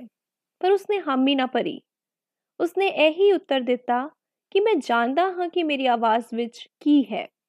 ਮੈਂ ਆਪਣੀ ਆਵਾਜ਼ ਸੁਣਨ ਲਈ ਆਪੇ ਹੀ ਮਸ਼ੀਨ ਬਣ ਜਾਣਾ ਹਾਂ ਤੇ ਸੁਣ ਲੈਣਾ ਹਾਂ। ਫਰਕ ਸਿਰਫ ਇਤਨਾ ਹੀ ਹੈ ਕਿ ਤੇਰੀ ਆਵਾਜ਼ ਵਾਲੀ ਮਸ਼ੀਨ ਤੇਰੇ ਕੋਲੋਂ ਵੱਖ ਹੈ ਤੇ ਮੇਰੀ ਮਸ਼ੀਨ ਮੇਰੇ ਨਾਲ ਹੀ ਹੈ, ਮੇਰੀ ਅੰਤਸ ਵਿੱਚ ਹੀ ਹੈ। ਮੈਨੂੰ ਇੱਕ ਗੱਲ ਦਾ ਪਤਾ ਨਹੀਂ ਲੱਗ ਰਿਹਾ। ਇੱਕ ਦਿਨ ਜਦ ਉਹ ਮੇਰੇ ਕਮਰੇ ਵਿੱਚ ਪਹੁੰਚਿਆ ਸੀ ਤਾਂ ਮੈਂ ਕਿਹਾ, ਮੇਰੇ ਉਪਕਰਨਾਂ ਵਿੱਚੋਂ ਹੀ ਇੱਕ ਉਪਕਰਨ ਹੈ। ਮੈਂ ਜਦੋਂ ਵੀ ਉਸ ਨੂੰ ਚਲਾਉਂਦਾ ਹਾਂ ਤਾਂ ਉਹ ਰੌਸ਼ਨੀ ਪੈਦਾ ਕਰਦਾ ਹੈ। ਉਸ ਦੀ ਲੌ ਵੱਧਦੀ ਜਾਂਦੀ ਹੈ। ਕਈ ਵਾਰੀ ਤਾਂ ਉਸ ਵਿੱਚੋਂ ਇਤਨੀ ਲੌ ਪ੍ਰਗਟ ਹੋਣ ਲੱਗਦੀ ਹੈ ਕਿ ਉਸ ਪਾਸੇ ਵੇਖਣ ਵੀ ਨਹੀਂ ਹੁੰਦਾ। ਮੈਨੂੰ ਉਸਨੇ ਉਪਕਰਨ ਚਲਾਉਣ ਲਈ ਕਿਹਾ। ਮੈਂ ਵਿਦਯੁਤ ਦੇ ਤਾਰ ਜੋੜੇ। ਉਪਕਰਨ ਕੰਮ ਕਰਨ ਲੱਗਾ। ਉਸ ਦੀ ਲੌ ਵਧਣ ਲੱਗ ਗਈ। ਫਿਰ ਕਮਰੇ ਦੇ ਅੰਦਰ ਜਿਵੇਂ ਸੂਰਜ ਚੜ੍ਹ ਗਿਆ। ਮੈਂ ਕਿਹਾ, ਮੈਨੂੰ ਸਮਝ ਨਹੀਂ ਆ ਰਿਹਾ ਕਿ ਇਸ ਲੌ ਦਾ ਕੀ ਮਤਲਬ ਹੈ, ਕੀ ਮਹੱਤਵ ਹੈ। ਉਹ ਕਾਫੀ ਦੇਰ ਤੀਕਰ ਕਮਰੇ ਵਿੱਚ ਫੈਲੇ ਪ੍ਰਕਾਸ਼ ਨੂੰ ਵੇਖਦਾ ਰਿਹਾ। ਫਿਰ ਉਹ ਕੰਧਾਂ ਵੱਲ ਵੇਖਦਾ ਰਿਹਾ। ਫਿਰ ਉਸਨੇ ਕਿਹਾ, ਇਹ ਉਪਕਰਨ ਸ਼ਾਇਦ ਉਸ ਆਦਮੀ ਨੇ ਤਿਆਰ ਕੀਤਾ ਹੈ ਜੋ ਸੂਰਜ ਨੂੰ ਨਹੀਂ ਮੰਨਦਾ, ਸੂਰਜ ਦੀ ਲੌ ਨੂੰ ਮਾਨਤਾ ਨਹੀਂ ਦਿੰਦਾ, ਨਾ ਹੀ ਦਿਨ ਰਾਤ ਵਿੱਚ ਵਿਸ਼ਵਾਸ ਰੱਖਦਾ ਹੈ। ਇਸ ਲੌ ਦੇ ਜ਼ਰੀਏ ਉਹ ਜਿਸ ਵੇਲੇ ਚਾਹੇ ਦਿਨ ਬਣਾ ਸਕਦਾ ਹੈ ਤੇ ਜਿਸ ਸਮੇਂ ਚਾਹੇ ਉਹ ਰਾਤ ਕਰ ਲੈਂਦਾ ਹੈ। ਇਹ ਮਸ਼ੀਨ ਹੁਣ ਮੇਰੇ ਕੋਲ ਹੈ। ਮੈਂ ਵੀ ਆਪਣੀ ਮਰਜ਼ੀ ਨਾਲ ਲੋੜੀਂਦਾ ਦਿਨ ਤੇ ਰਾਤ ਕਰ ਸਕਦਾ ਹਾਂ। ਮੈਂ ਪੁੱਛਿਆ। ਉਹ ਹੱਸਿਆ। ਜੇਕਰ ਤੇਰੇ ਜ਼ਿਹਨ ਵਿੱਚ ਇਹ ਵਿਚਾਰ ਹੈ ਕਿ ਤੂੰ ਦਿਨ ਵੇਲੇ ਦੇ ਧੰਦੇ ਰਾਤ ਨੂੰ ਕਰਨਾ ਚਾਹੁੰਦਾ ਹੈ ਤੇ ਰਾਤ ਵਾਲੇ ਧੰਦੇ ਦਿਨ ਨੂੰ ਕਰਨਾ ਚਾਹੁੰਦਾ ਹੈ, ਤਾਂ ਤੂੰ ਵੀ ਇਸ ਮਸ਼ੀਨ ਦੀ ਸਹਾਇਤਾ ਨਾਲ ਆਪਣੇ ਦਿਨ ਰਾਤ ਨਿਸ਼ਚਿਤ ਕਰ ਸਕਦਾ ਹੈ। ਮੈਨੂੰ ਬਹੁਤ ਖੁਸ਼ੀ ਹੋਈ। ਆਪਣੀ ਦੂਰਅੰਦੇਸ਼ੀ ਤੇ ਮੈਂ ਆਪ ਹੀ ਫਖਰ ਕਰਨ ਲੱਗ ਗਿਆ ਕਿ ਮੈਂ ਉਪਕਰਨਾਂ ਵਿੱਚੋਂ ਇੱਕ ਬਹੁਤ ਕੀਮਤੀ ਤੇ ਕਾਰਆਮਦ ਉਪਕਰਨ ਕਮਰੇ ਵਿੱਚ ਲੈ ਆਇਆ ਹਾਂ। ਹੁਣ ਮੈਂ ਕਮਰੇ ਦੇ ਅੰਦਰ ਹੀ ਦਿਨ ਰਾਤ ਬਣਾ ਸਕਦਾ ਹਾਂ। ਬਸਤੀ ਦਾ ਉਹ ਹਿੱਸਾ ਜਿੱਥੇ ਮੈਂ ਇੱਕ ਵੱਡੇ ਸਾਹਿਤਕਾਰ ਦਾ ਚਿਹਰਾ ਪਾ ਕੇ ਤੇ ਉਸਦੇ ਨਾਲ ਮੇਲ ਖਾਂਦਾ ਲਿਬਾਸ ਪਾ ਕੇ ਘੁੰਮ ਰਿਹਾ ਸੀ, ਉਹ ਹਿੱਸਾ ਲੱਗਦਾ ਸੀ ਵੱਡੇ ਲੋਕਾਂ ਦੇ ਰਹਿਣ ਦਾ ਹੈ। ਉੱਥੇ ਬਹੁਤ ਕੀਮਤੀ ਮਕਾਨ ਸਨ। ਸ਼ੋਰ ਘੱਟ ਸੀ। ਟਾਵਾਂ ਟਾਵਾਂ ਆਦਮੀ ਤੁਰਦਾ ਫਿਰਦਾ ਦਿਸ ਰਿਹਾ ਸੀ। ਅਚਾਨਕ ਇੱਕ ਆਦਮੀ ਦਿਸ ਪਿਆ। ਉਹ ਇੱਕ ਮਸ਼ੀਨ ਤੇ ਬੈਠਾ ਸੀ ਤੇ ਵਿਚਾਰਾਂ ਵਿੱਚ ਰੁੱਝਿਆ ਜਾਪਦਾ ਸੀ। ਮੈਂ ਉਸਦੇ ਕੋਲ ਜਾ ਕੇ ਖਲੋ ਗਿਆ। ਉਸ ਆਦਮੀ ਨੂੰ ਮੇਰੇ ਕੋਲ ਖਲੋਣ ਦਾ ਅਹਿਸਾਸ ਠੀਕ ਨਾ ਹੋਇਆ। ਮੈਂ ਸੋਚਿਆ ਕਿ ਇਸ ਨਾਲ ਗੱਲ ਕਰਕੇ ਵੇਖ ਲਵਾਂ। ਮੈਂ ਉਸਨੂੰ ਕਿਹਾ, ਤੂੰ ਬਸਤੀ ਦੇ ਇਸ ਭਾਗ ਦਾ ਰਹਿਣ ਵਾਲਾ ਹੈ? ਨਹੀਂ, ਮੈਂ ਕਿਸੇ ਵੀ ਭਾਗ ਦਾ ਰਹਿਣ ਵਾਲਾ ਨਹੀਂ। ਪਰ ਤੂੰ ਇਹ ਗੱਲ ਕਿਉਂ ਪੁੱਛ ਰਿਹਾ ਹੈ? ਕੀ ਅਧਿਕਾਰ ਹੈ ਤੈਨੂੰ? ਕੋਈ ਅਧਿਕਾਰ ਨਹੀਂ, ਮੈਂ ਕਿਹਾ। ਮੈਂ ਤਾਂ ਇੱਕ ਦੁਕਾਨ ਲੱਭ ਰਿਹਾ ਹਾਂ ਜਿੱਥੇ ਆਦਮੀ ਦਾ ਕਾਇਆ ਕਲਪ ਕੀਤਾ ਜਾਂਦਾ ਹੈ। ਉਸ ਤੋਂ ਬਾਅਦ ਆਦਮੀ ਵੱਡੇ ਤੋਂ ਵੱਡਾ ਹੋਰ ਵੱਡਾ ਹੁੰਦਾ ਜਾਂਦਾ ਹੈ। ਉਹ ਫਿਰ ਕਦੀ ਵੀ ਛੋਟਾ ਨਹੀਂ ਹੁੰਦਾ। ਇਸ ਕੰਮ ਲਈ ਦੁਕਾਨ ਲੱਭਣ ਦੀ ਲੋੜ ਨਹੀਂ। ਬਹੁਤ ਮਾਮੂਲੀ ਕੰਮ ਹੈ। ਉਸਨੇ ਐਵੇਂ ਕਹਿ ਦਿੱਤਾ ਜਿਵੇਂ ਇਹ ਗੱਲ ਦੋ ਪੱਤਰ ਵੇਲ ਕੇ ਲਾਣ ਬਰਾਬਰ ਹੋਵੇ, ਜਾਂ ਫਿਰ ਇਹ ਕੰਮ ਨਹੀਂ, ਫੂਕ ਮਾਰਨ ਵਾਲੀ ਗੱਲ ਹੈ। ਮੈਂ ਝੱਟ ਹੀ ਉਸਨੂੰ ਕਿਹਾ, ਜੇਕਰ ਕੋਈ ਵੱਡੀ ਗੱਲ ਨਹੀਂ ਤਾਂ ਮੈਨੂੰ ਰਸਤਾ ਦੱਸ ਕੇ ਮੇਰੀ ਦੁਵਿਧਾ ਦੂਰ ਕਰ ਦੇ। ਮੈਂ ਆਪ ਹੀ ਕਰ ਸਕਦਾ ਹਾਂ, ਪਰ ਇੱਕ ਸ਼ਰਤ ਹੈ। ਦੱਸ, ਕੀ ਸ਼ਰਤ ਹੈ? ਮੈਂ ਪੂਰੀ ਕਰਾਂਗਾ, ਮੈਂ ਉਤਾਵਲੇ ਸੁਰ ਵਿੱਚ ਕਿਹਾ। ਤੈਨੂੰ ਜੇਕਰ ਇਹ ਪਤਾ ਲੱਗ ਜਾਵੇ ਕਿ ਇਹ ਕਰਿਸ਼ਮਾ ਕਿਵੇਂ ਕਰਦੇ ਹਨ ਤਾਂ ਤੂੰ ਆਪ ਨਹੀਂ ਕਰੇਗਾ। ਮੈਂ ਤਾਂ ਡਰ ਹੀ ਗਿਆ ਸੀ ਕਿ ਪਤਾ ਨਹੀਂ ਕਿਤਨੀ ਵੱਡੀ ਸ਼ਰਤ ਦੱਸ ਦਵੇ। ਇਹ ਤਾਂ ਬਹੁਤ ਸੌਖਾ ਕੰਮ ਹੈ। ਮੈਨੂੰ ਤਾਂ ਆਪਣੀ ਤਾਂਘ ਹੈ। ਮੈਨੂੰ ਹੋਰ ਕਿਸੇ ਨਾਲ ਕੀ। ਮੈਂ ਪੱਕੇ ਸ਼ਬਦਾਂ 'ਚ ਹਾਂ। ਜਿਸ ਮਸ਼ੀਨ ਤੇ ਉਹ ਬੈਠਾ ਸੀ ਉਸਨੇ ਉਹ ਚੁੱਕ ਲਈ ਤੇ ਮੈਨੂੰ ਕਿਹਾ, ਆ ਜਾ ਮੇਰੇ ਪਿੱਛੇ ਪਿੱਛੇ। ਸੱਜੇ ਖੱਬੇ ਵੇਖਣ ਦੀ ਕੋਈ ਲੋੜ ਨਹੀਂ। ਉਹ ਅੱਗੇ ਤੇ ਮੈਂ ਪਿੱਛੇ। ਅਸੀਂ ਇੱਕ ਹਾਲ ਕਮਰੇ 'ਚ ਪਹੁੰਚ ਗਏ। ਬਹੁਤ ਵੱਡੇ ਹਾਲ ਕਮਰੇ 'ਚ, ਜਿਸ ਦੀ ਛੱਤ, ਕੰਧਾਂ, ਦਰਵਾਜ਼ੇ ਸਭ ਚਿੱਟੇ ਸਨ। ਹਾਲ ਦੇ ਵਿੱਚ ਕਈ ਆਕਾਰਾਂ ਦੇ ਛੋਟੇ ਵੱਡੇ ਉਪਕਰਨ ਤੇ ਮਸ਼ੀਨਾਂ ਪਈਆਂ ਸਨ। ਮੈਨੂੰ ਉਹ ਸਾਰੇ ਹੀ ਇੱਕੋ ਜਿਹੇ ਦਿਸ ਰਹੇ ਸਨ। ਉਸਨੇ ਉਪਕਰਨ ਇੱਕ ਪਾਸੇ ਧਰ ਦਿੱਤੇ ਤੇ ਮੈਨੂੰ ਕਿਹਾ, ਹਾਂ, ਤੇ ਤੂੰ ਕਿਤਨਾ ਵੱਡਾ ਤੇ ਕਿਤਨਾ ਛੋਟਾ ਹੋਣਾ ਚਾਹੁੰਦਾ ਹੈ? ਮੈਂ ਤੈਨੂੰ ਕਿਹਾ ਹੈ ਕਿ ਮੈਂ ਛੋਟਾ ਤਾਂ ਹੋਣਾ ਹੀ ਨਹੀਂ ਚਾਹੁੰਦਾ। ਮੈਂ ਤਾਂ ਇਤਨਾ ਵੱਡਾ ਹੋ ਜਾਣਾ ਚਾਹੁੰਦਾ ਹਾਂ ਕਿ ਫਿਰ ਛੋਟਾ ਹੀ ਨਾ ਹੋ ਸਕਾਂ। ਵੇਖ ਤੇ ਸਮਝਣ ਦਾ ਯਤਨ ਕਰ। ਤੂੰ ਜਿੰਨਾ ਵੱਡਾ ਮਰਜ਼ੀ ਹੋ ਜਾਵੇਂ, ਪਰ ਫਿਰ ਵੀ ਬਸਤੀ ਵਿੱਚ ਤੇਰੇ ਕੋਲੋਂ ਵੱਡਾ ਕੋਈ ਨਾ ਕੋਈ ਨਿਕਲ ਹੀ ਆਵੇਗਾ। ਇਹੋ ਗੱਲ ਛੋਟੇ ਬਾਰੇ ਵੀ ਹੈ। ਕੋਈ ਨਹੀਂ ਕਹਿ ਸਕਦਾ ਕਿ ਉਹ ਸਭ ਤੋਂ ਛੋਟਾ ਹੋ ਗਿਆ ਹੈ। ਉਸ ਤੋਂ ਛੋਟਾ ਕੋਈ ਨਾ ਕੋਈ ਨਿਕਲ ਆਵੇਗਾ। ਮੈਂ ਇੱਕ ਨਵੀਂ ਦੁਵਿਧਾ ਵਿੱਚ ਘਿਰ ਗਿਆ। ਮੈਂ ਚਾਹੁੰਦਾ ਸੀ ਕਿ ਮੈਂ ਇਸ ਤੋਂ ਬਾਅਦ ਛੋਟਾ ਹੀ ਨਾ ਹੋ ਸਕਾਂ, ਪਰ ਉਹ ਕੁਝ ਹੋਰ ਹੀ ਕਹਿ ਰਿਹਾ ਸੀ। ਸੋਚ ਵਿਚਾਰ ਕੇ ਮੈਂ ਕਿਹਾ, ਤੂੰ ਮੈਨੂੰ ਜਿੰਨਾ ਵੱਡਾ ਬਣਾ ਸਕਦਾ ਹੈ ਬਣਾ ਦੇ, ਬਸ। ਹਾਲ ਵਿੱਚ ਇੱਕ ਪਾਸੇ ਦੀ ਕੰਧ ਦੇ ਨਾਲ-ਨਾਲ ਵੱਖ-ਵੱਖ ਕੱਦ ਦੀਆਂ ਪੌੜੀਆਂ ਬਣੀਆਂ ਸਨ। ਉਸਨੇ ਮੈਨੂੰ ਕਿਹਾ, ਮੈਂ ਕੰਧ ਵਾਲੇ ਪਾਸੇ ਮੂੰਹ ਕਰਕੇ ਕਿਸੇ ਇੱਕ ਪੌੜੀ ਤੇ ਖਲੋ ਜਾਵਾਂ। ਮੈਂ ਖਲੋ ਗਿਆ। ਉਸਨੇ ਇੱਕ ਉਪਕਰਨ ਚਾਲੂ ਕੀਤਾ। ਉਸ ਉਪਕਰਨ ਵਿੱਚੋਂ ਰੌਸ਼ਨੀ ਨਿਕਲਣ ਲੱਗੀ। ਫਿਰ ਇਤਨੀ ਰੌਸ਼ਨੀ ਹੋ ਗਈ ਜਿਵੇਂ ਕਮਰੇ ਵਿੱਚ ਦਿਨ ਚੜ੍ਹ ਗਿਆ ਹੋਵੇ। ਫਿਰ ਮੈਨੂੰ ਉਸਨੇ ਉਸ ਉਪਕਰਨ ਦੀ ਲੋ ਦਾ ਕੇਂਦਰ ਬਣਾਇਆ। ਮੇਰੇ ਕੋਲੋਂ ਵੱਡਾ ਮੇਰਾ ਪਰਛਾਵਾਂ ਕੰਧ ਤੇ ਉਭਰਿਆ। ਉਹ ਪਰਛਾਵਾਂ ਵੱਡਾ ਹੁੰਦਾ ਗਿਆ, ਪਰ ਇੱਕ ਉਚਾਈ ਤੇ ਪਹੁੰਚ ਕੇ ਮੇਰੇ ਪਰਛਾਵੇਂ ਦਾ ਕੱਦ ਰੁਕ ਗਿਆ। ਉਸਨੇ ਕਿਹਾ, ਦੀਵਾਰ ਤੇ ਵੇਖ, ਤੂੰ ਕਿੰਨਾ ਵੱਡਾ ਹੋ ਗਿਆ ਹੈ। ਹਾਂ, ਮੈਂ ਵੱਡਾ ਹੋ ਗਿਆ ਹਾਂ, ਪਰ ਇਹ ਮੈਂ ਨਹੀਂ, ਮੇਰਾ ਪਰਛਾਵਾਂ ਵੱਡਾ ਹੋ ਕੇ ਦਿਸ ਰਿਹਾ ਹੈ। ਉਹ ਆਦਮੀ ਇਤਨੇ ਉੱਚੇ ਸੁਰ ਵਿੱਚ ਹੱਸਿਆ ਕਿ ਮੈਂ ਡਰ ਗਿਆ। ਮੈਂ ਪੁੱਛਿਆ, ਕੀ ਹੋ ਗਿਆ ਹੈ? ਤੇਰਾ ਜ਼ਹਿਨੀ ਸੰਤੁਲਨ ਮੈਨੂੰ ਠੀਕ ਨਹੀਂ ਜਾਪਦਾ। ਬਸਤੀ ਵਿੱਚ ਅੱਜ-ਕੱਲ੍ਹ ਉਹੀ ਵੱਡਾ ਹੈ ਜਿਸ ਦਾ ਪਰਛਾਵਾਂ ਵੱਡਾ ਹੈ। ਜਿਤਨੀ ਵੱਡੀ ਲੋ ਆਦਮੀ ਦੇ ਪਿੱਛੇ, ਉਤਨਾ ਵੱਡਾ ਪਰਛਾਵਾਂ। ਫਿਰ ਉਸਨੇ 2-3 ਉਪਕਰਨ ਹੋਰ ਵਰਤੇ। ਉਹ ਮੇਰਾ ਪਰਛਾਵਾਂ ਘਟਾਉਂਦੇ ਗਏ।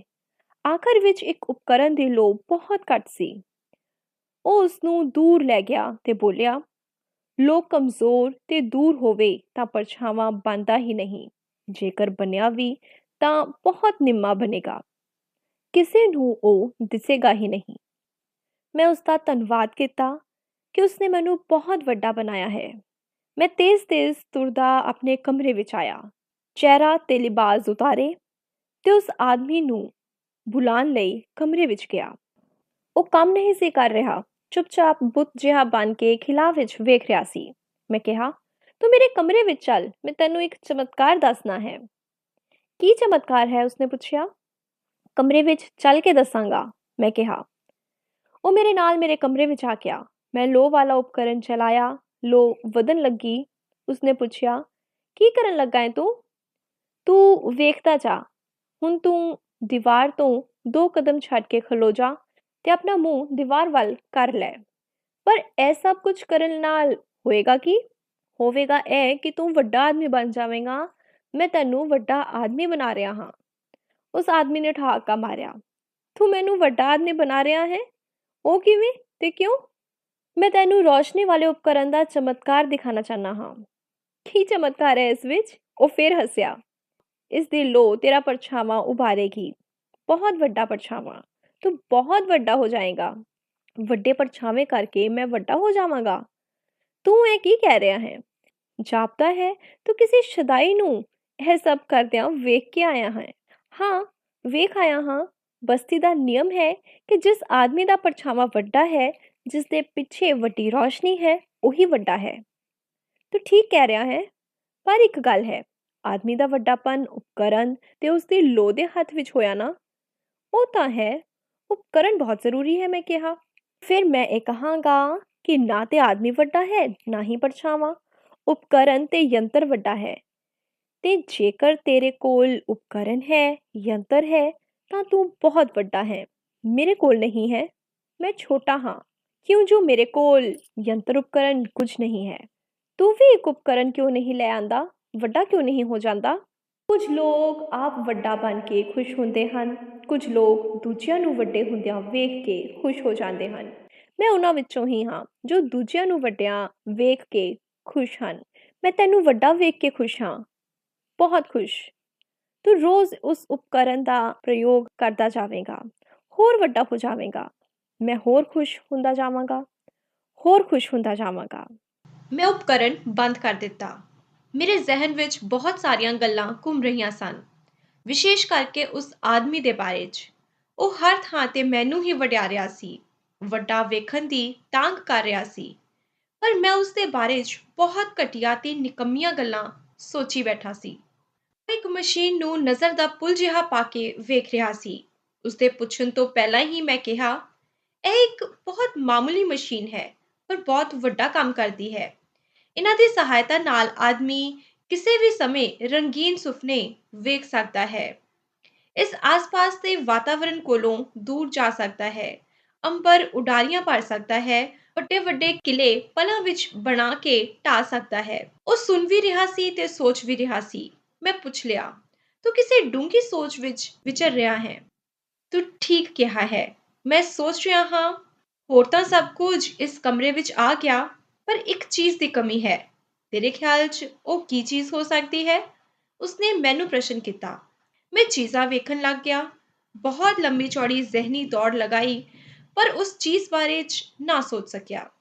ਕਹਿ ਨਹੀਂ ਸਕਦਾ ਕਿਸ ਦੀ ਘਾਟ ਹੈ। ਵੈਸੇ ਤਾਂ ਇਸ ਕਮਰੇ ਵਿੱਚ ਹੋਰ ਵੀ ਬਹੁਤ ਚੀਜ਼ਾਂ ਘੱਟ ਹਨ।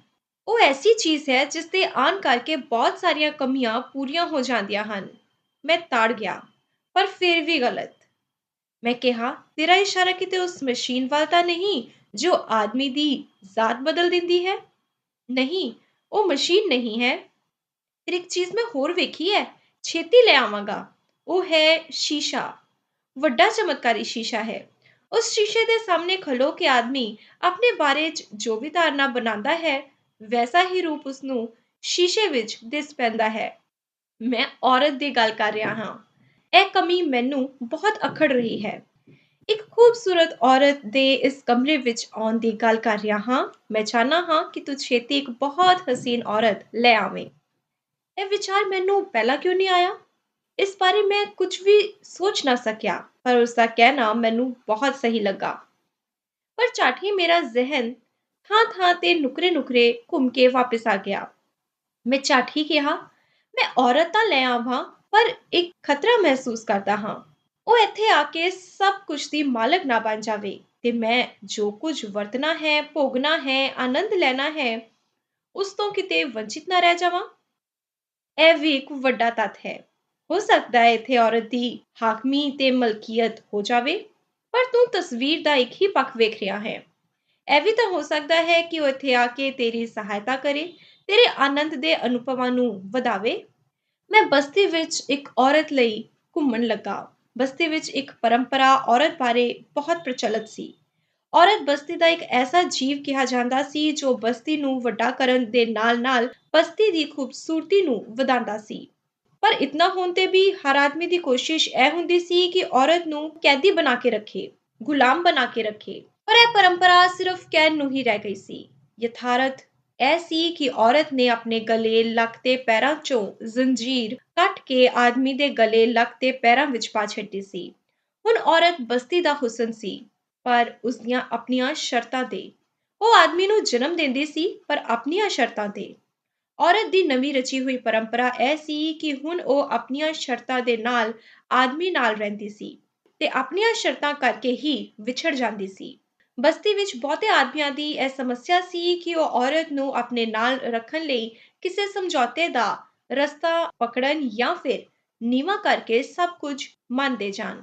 ਮੈਨੂੰ ਨਾ ਹੀ ਇਸ ਬਾਰੇ ਕਦੀ ਸੋਚਣਾ ਪਿਆ ਸੀ ਤੇ ਨਾ ਹੀ ਮੈਂ ਇਹ ਜਾਣਦਾ ਸੀ ਕਿ ਕਿਸੇ ਔਰਤ ਨੂੰ ਨਾਲ ਲਿਆਉਣ ਤੇ ਰੱਖਣ ਲਈ ਆਪਣਾ ਕੀ ਕਹਿਣਾ ਤੇ ਉਸਦਾ ਕੀ ਸੁਣਨਾ ਹੈ। ਮੈਂ ਬਸਤੀ ਵਿੱਚ ਰੋਜ਼ ਘੁੰਮ ਕੇ ਤੁਰ ਆਂਦਾ ਤੇ ਆ ਕੇ ਕਮਰੇ ਤੇ ਉਸਦੇ ਵਿੱਚ ਇਕੱਠੇ ਕੀਤੇ ਸਮਾਨ ਨੂੰ ਵਰਤਣ ਬਾਰੇ ਸੋਚਣ ਲੱਗਦਾ। ਇੱਕ ਛੋਟੀ ਜਿਹੀ ਮੁਸ਼ਕਿਲ ਪੇਸ਼ ਆ ਰਹੀ ਸੀ। ਮੈਂ ਚਾਹੁੰਦਾ ਸੀ ਕਿ ਮੈਂ ਆਪਣੀ ਮਰਜ਼ੀ ਨਾਲ ਸਭ ਕੁਝ ਵਰਤਾਂ ਤੇ ਆਨੰਦ ਦਾ ਅਨੁਭਵ ਕਰਾਂ। ਦੂਜੇ ਪਾਸੇ ਉਸ ਆਦਮੀ ਦਾ ਕਹਿਣਾ ਸੀ ਕਿ ਮੈਨੂੰ ਆਪਣੇ ਅੰਦਰੋਂ ਉੱਠਦੀ ਲੋੜ ਤੇ ਤਾਂਘ ਦਾ ਇੰਤਜ਼ਾਰ ਕਰਨਾ ਚਾਹੀਦਾ ਹੈ। ਤਾਂ ਹੀ ਮੈਂ ਚੀਜ਼ਾਂ, ਉਪਕਰਨਾਂ ਤੇ ਮਸ਼ੀਨਾਂ ਰਾਹੀਂ ਸੁੱਖ ਦਾ ਅਨੁਭਵ ਕਰ ਸਕਦਾ ਹਾਂ। ਮੈਂ ਜਿਸ ਵੇਲੇ ਵੀ ਕਿਸੇ ਚੀਜ਼ ਨੂੰ ਵਰਤਣ ਲਈ ਹੱਥ ਵਧਾਉਂਦਾ, ਉਸ ਦੀ ਗੱਲ ਮੈਨੂੰ ਚੇਤੇ ਆ ਜਾਂਦੀ। ਹੁੰਦਾ ਇਹ ਕਿ ਕਦੀ ਤਾਂ ਮੈਂ ਵਰਤਣਾ, ਚਲਾਣਾ ਸ਼ੁਰੂ ਕਰਕੇ ਰਸ ਲੈਣ ਲੱਗ ਜਾਂਦਾ ਤੇ ਕਦੀ ਮੇਰਾ ਹੱਥ ਆਪ ਮੁਹਾਰੇ ਹੀ ਰੁਕ ਜਾਂਦਾ। ਹੱਥ ਰੁਕਣ ਮਗਰੋਂ ਜੇਕਰ ਮੈਂ ਉਸਦੀ ਗੱਲ ਦੀ ਪਰਵਾਹ ਕੀਤੇ ਬਿਨਾਂ ਹੀ ਮਸ਼ੀਨ, ਉਪਕਰਨ ਤੇ ਚੀਜ਼ ਵਰਤਣਾ ਸ਼ੁਰੂ ਹੋ ਜਾਂਦਾ, ਤਾਂ ਮੈਂ ਦੁਵਿਧਾ ਵਿੱਚ ਫਸਿਆ ਨਾ ਹੀ ਰਸ ਲੈ ਸਕਦਾ ਤੇ ਨਾ ਹੀ ਉਸ ਆਦਮੀ ਦੀ ਗੱਲ ਜ਼ਿਹਨ ਵਿੱਚੋਂ ਨਿਕਲਦੀ। ਕੁਝ ਦਿਨ ਤਾਂ ਮੈਂ ਇਸੇ ਤਰ੍ਹਾਂ ਬਿਤਾ ਦਿੱਤੇ, ਪਰ ਇੱਕ ਦਿਨ ਮੈਂ ਇਹ ਸੋਚ ਕੇ ਕਿ ਉਸ ਨੂੰ ਕੁਝ ਪ੍ਰਸ਼ਨ ਪੁੱਛ ਕੇ ਦੁਵਿਧਾ ਵਿੱਚੋਂ ਨਿਕਲ ਜਾਵਾਂ, ਮੈਂ ਉਸ ਕੋਲ ਗਿਆ। ਉਸਦੇ ਕਮਰੇ ਵਿੱਚ ਪੈਰ ਧਰਦਿਆਂ ਹੀ ਮੈਂ ਬੁੱਤ ਜਿਹਾ ਬਣ ਗਿਆ। ਉਹ ਇੱਕ ਆਦਮਕਦ ਮੂਰਤੀ ਬਣਾਉਣ ਵਿੱਚ ਰੁੱਝਾ ਸੀ। ਮੂਰਤੀ ਇੱਕ ਔਰਤ ਦੀ ਸੀ। ਮੈਨੂੰ ਮਹਿਸੂਸ ਹੋਇਆ ਕਿ ਮੂਰਤੀ ਤੇ ਜਿੰਦੀ ਔਰਤ ਵਿੱਚ ਬਹੁਤਾ ਅੰਤਰ ਹੁੰਦਾ ਹੈ। ਜਿੰਦੀ ਔਰਤ ਦਾ ਹਰ ਅੰਗ ਹਿਲਦਾ ਹੈ, ਵਜੂਦ ਗਤੀਮਾਨ ਹੁੰਦਾ ਹੈ। ਅੱਖਾਂ, ਬੁੱਲ, ਜ਼ਬਾਨ, ਹੱਥ, ਪੈਰ ਸਭ ਕੁਝ ਚੱਲਦਾ ਹੈ। ਮੂਰਤੀ ਦਾ ਸਭ ਕੁਝ ਸਥਿਰ ਹੁੰਦਾ ਹੈ। ਖਾਸ ਕਰਕੇ ਔਰਤ ਦੀ ਪ੍ਰਤਿਮਾ ਜੇਕਰ ਆਪਣੇ ਪੂਰੇ ਰੂਪ ਨਾਲ ਸਥਿਰ ਹੋਵੇ ਤਾਂ ਉਹ ਆਦਮੀ ਨੂੰ ਸੱਚ ਹੀ ਸਥਿਰ ਕਰਨ ਦੀ ਸ਼ਕਤੀ ਰੱਖਦੀ ਹੈ। ਔਰਤ ਦੀ ਉਹ ਪ੍ਰਤਿਮਾ ਕੀ ਸੋਚਦੀ ਸਥਿਰ ਹੋ ਗਈ ਸੀ? ਉਸ ਮੂਰਤੀ ਵਿੱਚ ਇਹ ਕੀ ਕਮਾਲ ਸੀ? ਮੇਰੀ ਨਜ਼ਰ ਮੂਰਤੀ ਦੇ ਵਜੂਦ ਤੇ ਸਫ਼ਰ ਕਰ ਕਰਕੇ ਪਰੇਸ਼ਾਨ ਹੋ ਰਹੀ ਸੀ। ਉਸ ਪ੍ਰਤਿਮਾ ਵਿੱਚ ਰੁਕ ਕੇ ਸੋਚਣਾ ਇਤਨਾ ਪੇਚੀਦਾ ਸੀ ਕਿ ਮੈਨੂੰ ਉਸ ਆਦਮੀ ਦੇ ਬੋਲ ਹੀ ਨਾ ਸੁਣ ਹੋਏ। ਉਹ ਉੱਠ ਕੇ ਮੇਰੇ ਕੋਲ ਆ ਚੁੱਕਿਆ ਸੀ ਤੇ ਮੈਨੂੰ ਜਿਵੇਂ ਜਗਾ ਰਿਹਾ ਸੀ। ਕੀ ਹੋ ਗਿਆ ਤੈਨੂੰ? ਇਹ ਤਾਂ ਮਿੱਟੀ ਹੈ, ਮਿੱਟੀ ਦੀ ਪ੍ਰਤਿਮਾ ਹੈ। ਤੂੰ ਗਵਾਚ ਕਿਉਂ ਗਿਆ ਹੈ?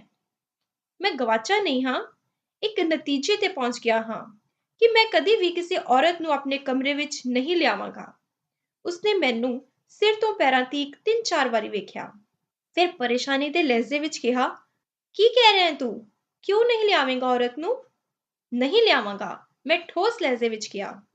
ਬਸਤੀ ਵਿੱਚ ਐਸੀ ਔਰਤ ਦਾ ਮਿਲਣਾ ਅਸੰਭਵ ਹੈ। ਔਰਤ ਐਸੀ ਹੁੰਦੀ ਹੈ, ਇਸ ਦੀ ਇੱਕ ਚਮਕ ਇਸ ਮੂਰਤ ਨੇ ਦਿੱਤੀ ਹੈ। ਪਰ ਮੈਂ ਤਾਂ ਇਹ ਮੂਰਤੀ ਹੋਰ ਮਕਸਦ ਲੈ ਕੇ ਬਣਾਈ ਹੈ। ਇੱਕ ਤਾਂ ਜਿਸ ਦਿਨ ਮੈਂ ਤੈਨੂੰ ਇੱਕ ਔਰਤ ਲਿਆਉਣ ਲਈ ਕਿਹਾ ਸੀ, ਉਸੇ ਦਿਨ ਮੈਂ ਆਪਣੇ ਬਾਰੇ 'ਚ ਫੈਸਲਾ ਕਰ ਲਿਆ ਸੀ ਕਿ ਜੇਕਰ ਮੈਨੂੰ ਔਰਤ ਦੀ ਪ੍ਰਤਿਮਾ ਬਣਾਉਣੀ ਪਵੇ ਤਾਂ ਕੈਸੀ ਤੇ ਕਿਤਨੀ ਵੱਡੀ ਬਣਾ ਸਕਾਂਗਾ। ਤੇ ਦੂਜਾ, ਇਸ ਮੂਰਤੀ ਨੂੰ ਵੇਖ ਕੇ ਸ਼ਾਇਦ ਤੇਰੇ ਜ਼ਿਹਨ ਵਿੱਚ ਇਹ ਤਾਂਘ ਹੋਰ ਤੀਬਰ ਹੋ ਜਾਵੇ ਤੇ ਤੂੰ ਛੇਤੀ ਇੱਕ ਔਰਤ ਲੈ ਆਵੇਂ। ਪਰ ਤੂੰ ਤਾਂ ਉਲਟ ਕਹਿ ਰਿਹਾ ਹੈ। ਮੈਂ ਉਲਟ ਨਹੀਂ ਕਹਿ ਰਿਹਾ। ਤੇਰੀ ਇਹ ਪ੍ਰਤਿਮਾ ਮੇਰੇ ਤੋਂ ਉਲਟ ਦਿਸ ਰਹੀ ਹੈ। ਇਤਨੀ ਖੂਬਸੂਰਤ ਤੇ ਗੰਭੀਰ ਔਰਤ ਕਿਤੇ ਨਹੀਂ ਲੱਭ ਸਕਦੀ। ਸੁਣ ਕੇ ਉਹ ਹੱਸ ਪਿਆ। ਜੇਕਰ ਐਸੀ ਔਰਤ ਕਿਤੇ ਲੱਭ ਹੀ ਨਹੀਂ ਸਕਦੀ ਤਾਂ ਮੈਂ ਕਿਵੇਂ ਬਣਾ ਲਈ ਹੈ? ਮੈਂ ਇਸ ਨੂੰ ਕਿਵੇਂ ਵੇਖ ਲਿਆ ਹੈ? ਇਹੀ ਗੱਲ ਮੈਂ ਤੇਰੇ ਤੋਂ ਪੁੱਛਣਾ ਚਾਹਨਾ ਹਾਂ। ਕਿੱਥੇ ਹੈ ਐਸੀ ਔਰਤ ਜੋ ਤੂੰ ਵੇਖੀ ਤੇ ਬਣਾ ਦਿੱਤੀ ਹੈ? ਕਿੱਥੇ ਹੈ? ਉਸਦੇ ਚਿਹਰੇ ਤੋਂ ਮੈਨੂੰ ਲੱਗਾ ਕਿ ਉਹ ਗੰਭੀਰ ਨਹੀਂ ਹੈ। ਉਹ ਹੌਲੀ-ਹੌਲੀ ਮੁਸਕਰਾ ਰਿਹਾ ਸੀ ਤੇ ਮੇਰੇ ਵੱਲ ਵੇਖ ਰਿਹਾ ਸੀ। ਮੈਂ ਸੋਚ ਨਹੀਂ ਸਕਦਾ।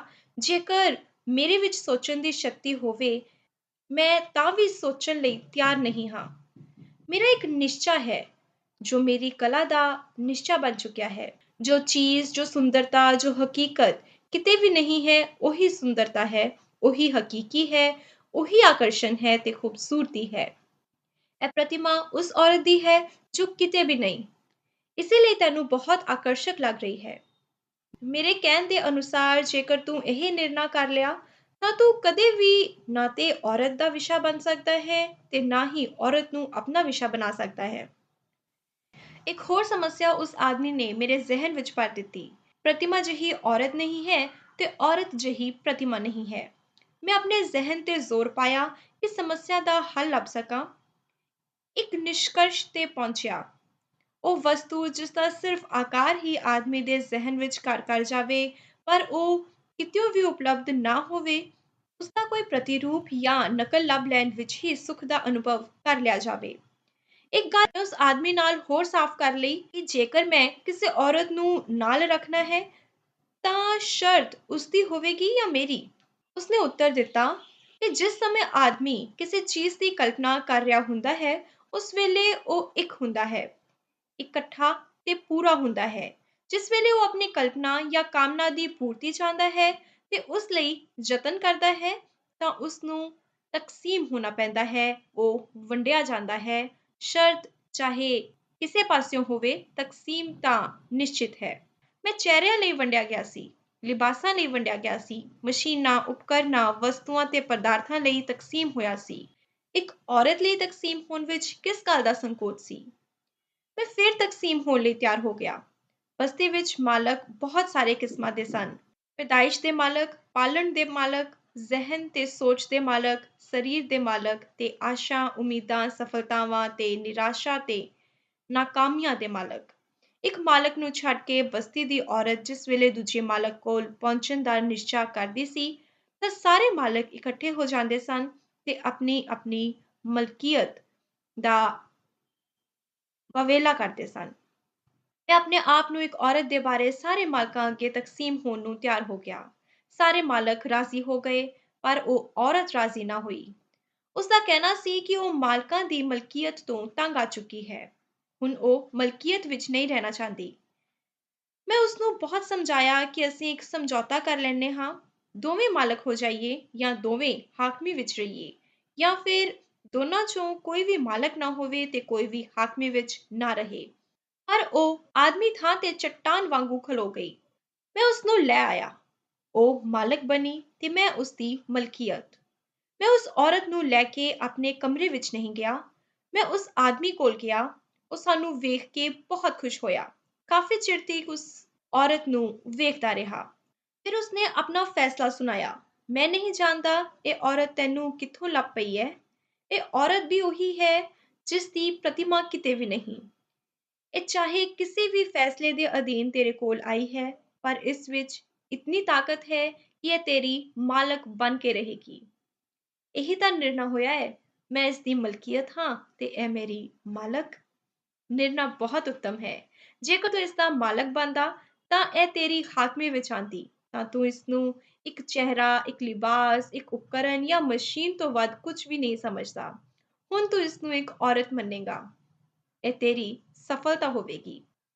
ਉਹ ਆਦਮੀ ਕਹਿੰਦਾ ਸੀ ਕਿ ਸੋਚ ਨਹੀਂ ਸਕਦਾ। ਜੇਕਰ ਐਸਾ ਹੋ ਸਕੇ ਤਾਂ ਉਹ ਸੋਚਣਾ ਚਾਹੁੰਦਾ ਵੀ ਨਹੀਂ। ਪਰ ਮੈਂ ਹੈਰਾਨ ਹੁੰਦਾ ਸੀ ਕਿ ਉਹ ਜੋ ਗੱਲ ਕਹਿੰਦਾ ਸੀ ਉਹ ਮੇਰੇ ਵਜੂਦ ਦਾ ਸੱਚ ਬਣ ਕੇ ਮੇਰੇ ਅੰਦਰ ਉਤਰ ਜਾਂਦੀ ਸੀ। ਉਸਨੇ ਕਿਹਾ ਸੀ, ਔਰਤ ਤੇਰੀ ਸਹਾਇਤਾ ਤੇ ਸ਼ਿੰਗਾਰ ਕਰ ਸਕਦੀ ਹੈ। ਮੈਨੂੰ ਬਿਲਕੁਲ ਹੀ ਅਹਿਸਾਸ ਨਾ ਹੋਇਆ ਕਿ ਕਮਰੇ ਵਿੱਚ ਕੋਈ ਦੂਜਾ ਆਇਆ ਹੈ ਜਾਂ ਸਾਡੇ ਦੋਹਾਂ ਵਿਚਕਾਰ ਕੋਈ ਸ਼ਰਤ ਹੈ ਜੋ ਪੂਰੀ ਕਰਨੀ ਹੈ, ਜਾਂ ਫਿਰ ਸਾਡੇ ਵਿੱਚ ਇੱਕ ਮਾਲਕ ਹੈ ਤੇ ਦੂਜਾ ਹਾਕਮੀ ਅੰਦਰ ਹੈ। ਉਹ ਔਰਤ ਤਾਂ ਮੇਰਾ ਹੀ ਵਜੂਦ ਮੈਨੂੰ ਜਾਪਿਆ ਜੋ ਕਿਤੇ ਖਿੰਡਿਆ ਬੈਠਾ ਸੀ ਤੇ ਮਿਲ ਗਿਆ ਸੀ। ਉਸਨੇ ਕਮਰੇ ਵਿੱਚ ਉਪਕਰਨ, ਮਸ਼ੀਨਾਂ ਤੇ ਹੋਰ ਸਾਮਾਨ ਵੇਖ ਕੇ ਕੋਈ ਅਚਰਜ ਪ੍ਰਕਟ ਨਾ ਕੀਤਾ ਤੇ ਨਾ ਹੀ ਉਹਨਾਂ ਬਾਰੇ ਕੋਈ ਸਵਾਲ ਜਵਾਬ ਹੋਏ। ਉਸਨੇ ਜਿਵੇਂ ਪਹਿਲਾਂ ਹੀ ਸਭ ਕੁਝ ਅਪਣਾ ਲਿਆ ਸੀ, ਜਿਵੇਂ ਉਸਨੂੰ ਮੇਰੇ ਕਮਰੇ ਦੀ ਤੇ ਸਾਰੇ ਕਮਰੇ ਦੀ ਜਾਣਕਾਰੀ ਪਹਿਲਾਂ ਤੋਂ ਹੀ ਸੀ। ਮੈਂ ਉਸਨੂੰ ਪੁੱਛਿਆ, ਮੈਨੂੰ ਅਚਰਜ ਹੋ ਰਿਹਾ ਹੈ, ਤੈਨੂੰ ਮੇਰੀ ਤੇ ਮੇਰੇ ਕਮਰੇ ਦੀ ਜਾਣਕਾਰੀ ਕਿਵੇਂ ਹੈ? ਤੈਨੂੰ ਇੱਥੇ ਕੁਝ ਵੀ ਓਪਰਾ ਨਹੀਂ ਲੱਗ ਰਿਹਾ? ਮੇਰੇ ਲਈ ਕੁਝ ਵੀ ਓਪਰਾ ਨਹੀਂ ਹੈ। ਮੈਂ ਜਾਣਦੀ ਹਾਂ ਕਿ ਆਦਮੀ ਕਿਤੇ ਵੀ ਜਾਏ, ਕਿਤੇ ਵੀ ਰਹੇ, ਇੱਕ ਗੱਲ ਤਾਂ ਜ਼ਰੂਰ ਹੋ ਜਾਂਦੀ ਹੈ, ਜਾਂ ਉਹ ਸਭ ਦਾ ਹੋ ਜਾਂਦਾ ਹੈ ਜਾਂ ਫਿਰ ਸਭ ਨੂੰ ਆਪਣਾ ਬਣਾ ਲੈਂਦਾ ਹੈ। ਤੂੰ ਦੋਹਾਂ ਵਿੱਚੋਂ ਕਿਹੜੀ ਗੱਲ ਚੁਣੀ ਹੈ? ਮੇਰੇ ਲਈ ਚੋਣ ਮੁਸ਼ਕਿਲ ਨਹੀਂ ਹੈ। ਦੋਵੇਂ ਰਸਤੇ ਮੇਰੇ ਲਈ ਸੌਖੇ ਹਨ, ਸਹਿਲ ਹਨ। ਜਿੱਥੇ ਲੋੜ ਪੈਂਦੀ ਹੈ ਮੈਂ ਸਭ ਦੀ ਹੋ ਜਾਂਦੀ ਹਾਂ ਤੇ ਜਿੱਥੇ ਲੋੜ ਪੈਂਦੀ ਹੈ ਮੈਂ ਸਭ ਕੁਝ ਅਪਣਾ ਲੈਂਦੀ ਹਾਂ। ਮੈਂ ਕੁਝ ਕਿਹਾ ਨਹੀਂ, ਪਰ ਉਸਦੀ ਇਹ ਗੱਲ ਮੇਰੀਆਂ ਰਗਾਂ ਵਿੱਚ ਫਿਰ ਗਈ। ਮੈਂ ਅੰਤਰ ਮਹਿਸੂਸ ਕਰਨ ਲੱਗਾ, ਤੁਲਨਾ ਕਰਨ ਲੱਗਾ। ਮੈਂ ਦੋਹਾਂ ਚੋਂ ਕੀ ਕਰ ਸਕਦਾ ਹਾਂ? ਮੈਂ ਕਿਹੜੀ ਰਾਹ ਅਪਣਾ ਸਕਦਾ ਹਾਂ? ਮੈਂ ਜ਼ਰੂਰਤ ਪੈਣ ਤੇ ਸਭ ਕੁਝ ਅਪਣਾ ਸਕਦਾ ਹਾਂ ਜਾਂ ਫਿਰ ਲੋੜ ਪੈਣ ਤੇ ਸਭ ਦਾ ਹੋ ਸਕਦਾ ਹਾਂ? ਮੈਂ ਕਈ ਵਾਰੀ ਇਹ ਪ੍ਰਸ਼ਨ ਆਪਣੇ ਤੋਂ ਪੁੱਛਿਆ, ਪਰ ਕੋਈ ਜਵਾਬ ਨਾ ਮਿਲਿਆ। ਮੈਨੂੰ ਜ਼ਿਹਨੀ ਤਣਾਅ ਜਿਹਾ ਮਹਿਸੂਸ ਹੋਣ ਲੱਗਾ। ਇੱਕ ਪਾਸੇ ਉਹ ਔਰਤ ਹੈ ਵੀ ਤੇ ਨਹੀਂ ਵੀ, ਦੂਜੇ ਪਾਸੇ ਮੈਂ ਹਾਂ ਜਾਂ ਨਹੀਂ। ਕੋਈ ਉੱਤਰ ਨਹੀਂ।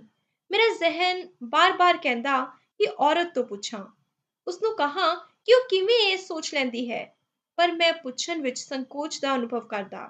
ਕਦੀ ਇਹ ਸੋਚ ਵੀ ਆ ਜਾਂਦੀ ਕਿ ਸਾਡਾ ਤਾਂ ਇਕਰਾਰ ਹੈ, ਉਹ ਹਾਕਮ ਰਹੇਗੀ, ਉਹ ਮਾਲਕ ਹੋਵੇਗੀ ਤੇ ਮੈਂ ਮਲਕੀਅਤ। ਪੁੱਛਣ ਵਿੱਚ ਕੀ ਹਰਜ਼ ਹੈ? ਮੈਂ ਪਹਿਲਾਂ ਹੀ ਤੋਂ ਉਸਦੀ ਮਲਕੀਅਤ ਹਾਂ।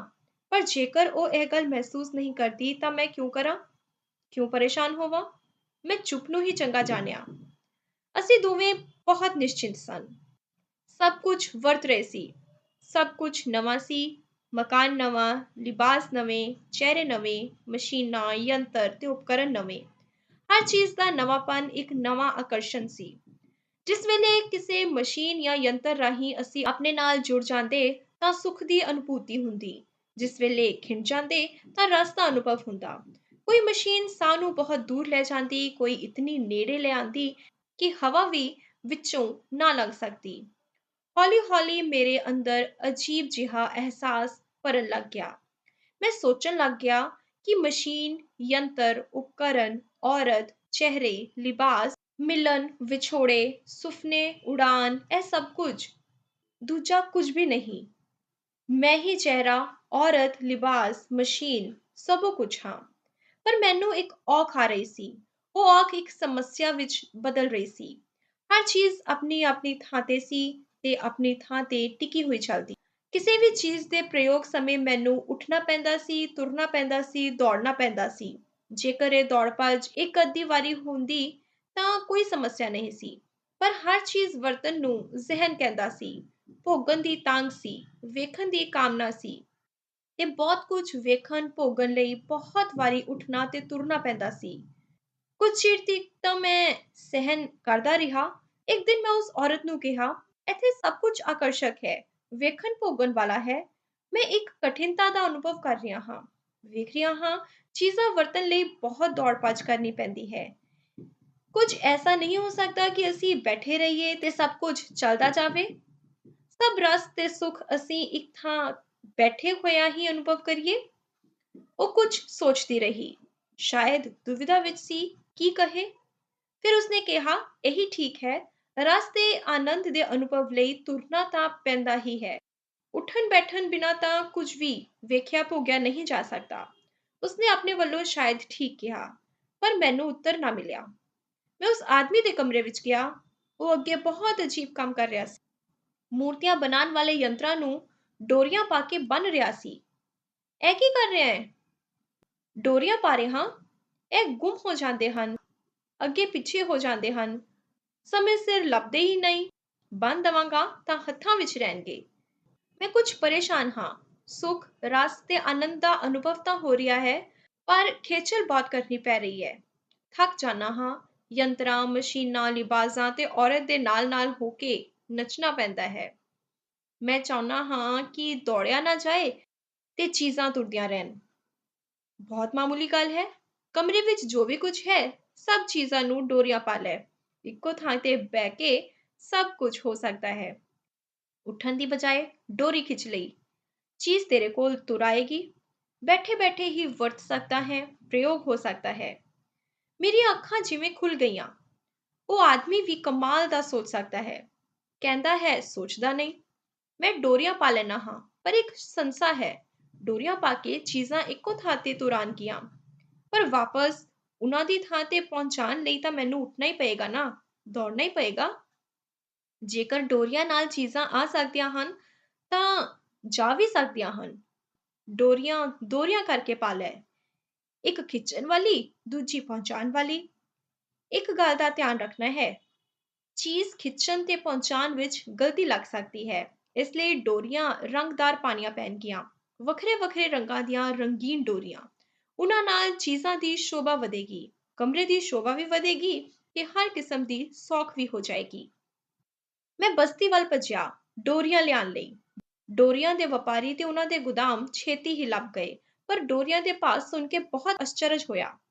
ਇੱਕ ਰੰਗ ਦੀ ਡੋਰੀ ਦਾ ਭਾਅ ਬਹੁਤ ਮਹਿੰਗਾ ਸੀ ਤੇ ਰੰਗੀਨ ਡੋਰੀਆਂ ਸਸਤੇ ਤੇ ਹਲਕੇ ਭਾਅ ਦੀਆਂ ਸਨ।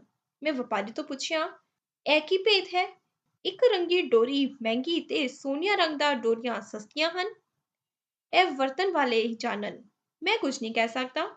ਜਿਨ੍ਹਾਂ ਨੂੰ ਇੱਕ ਰੰਗ ਦੀ ਡੋਰੀ ਦੀ ਲੋੜ ਹੁੰਦੀ ਹੈ, ਉਹ ਕਹਿੰਦੇ ਹਨ ਕਿ ਇੱਕ ਹੀ ਰੰਗ ਦੀ ਡੋਰੀ ਮਹਿੰਗੀ ਹੈ, ਇਸ ਨੂੰ ਮਹਿੰਗੇ ਭਾਅ ਵੇਚੋ। ਰੰਗੀਨ ਡੋਰੀਆਂ ਦੀ ਲੋੜ ਵਾਲੇ ਕਹਿੰਦੇ ਹਨ, ਇਹ ਬਹੁਤ ਸਸਤੀਆਂ ਹਨ, ਇਹਨਾਂ ਨੂੰ ਸਸਤੇ ਭਾਅ ਵੇਚੋ।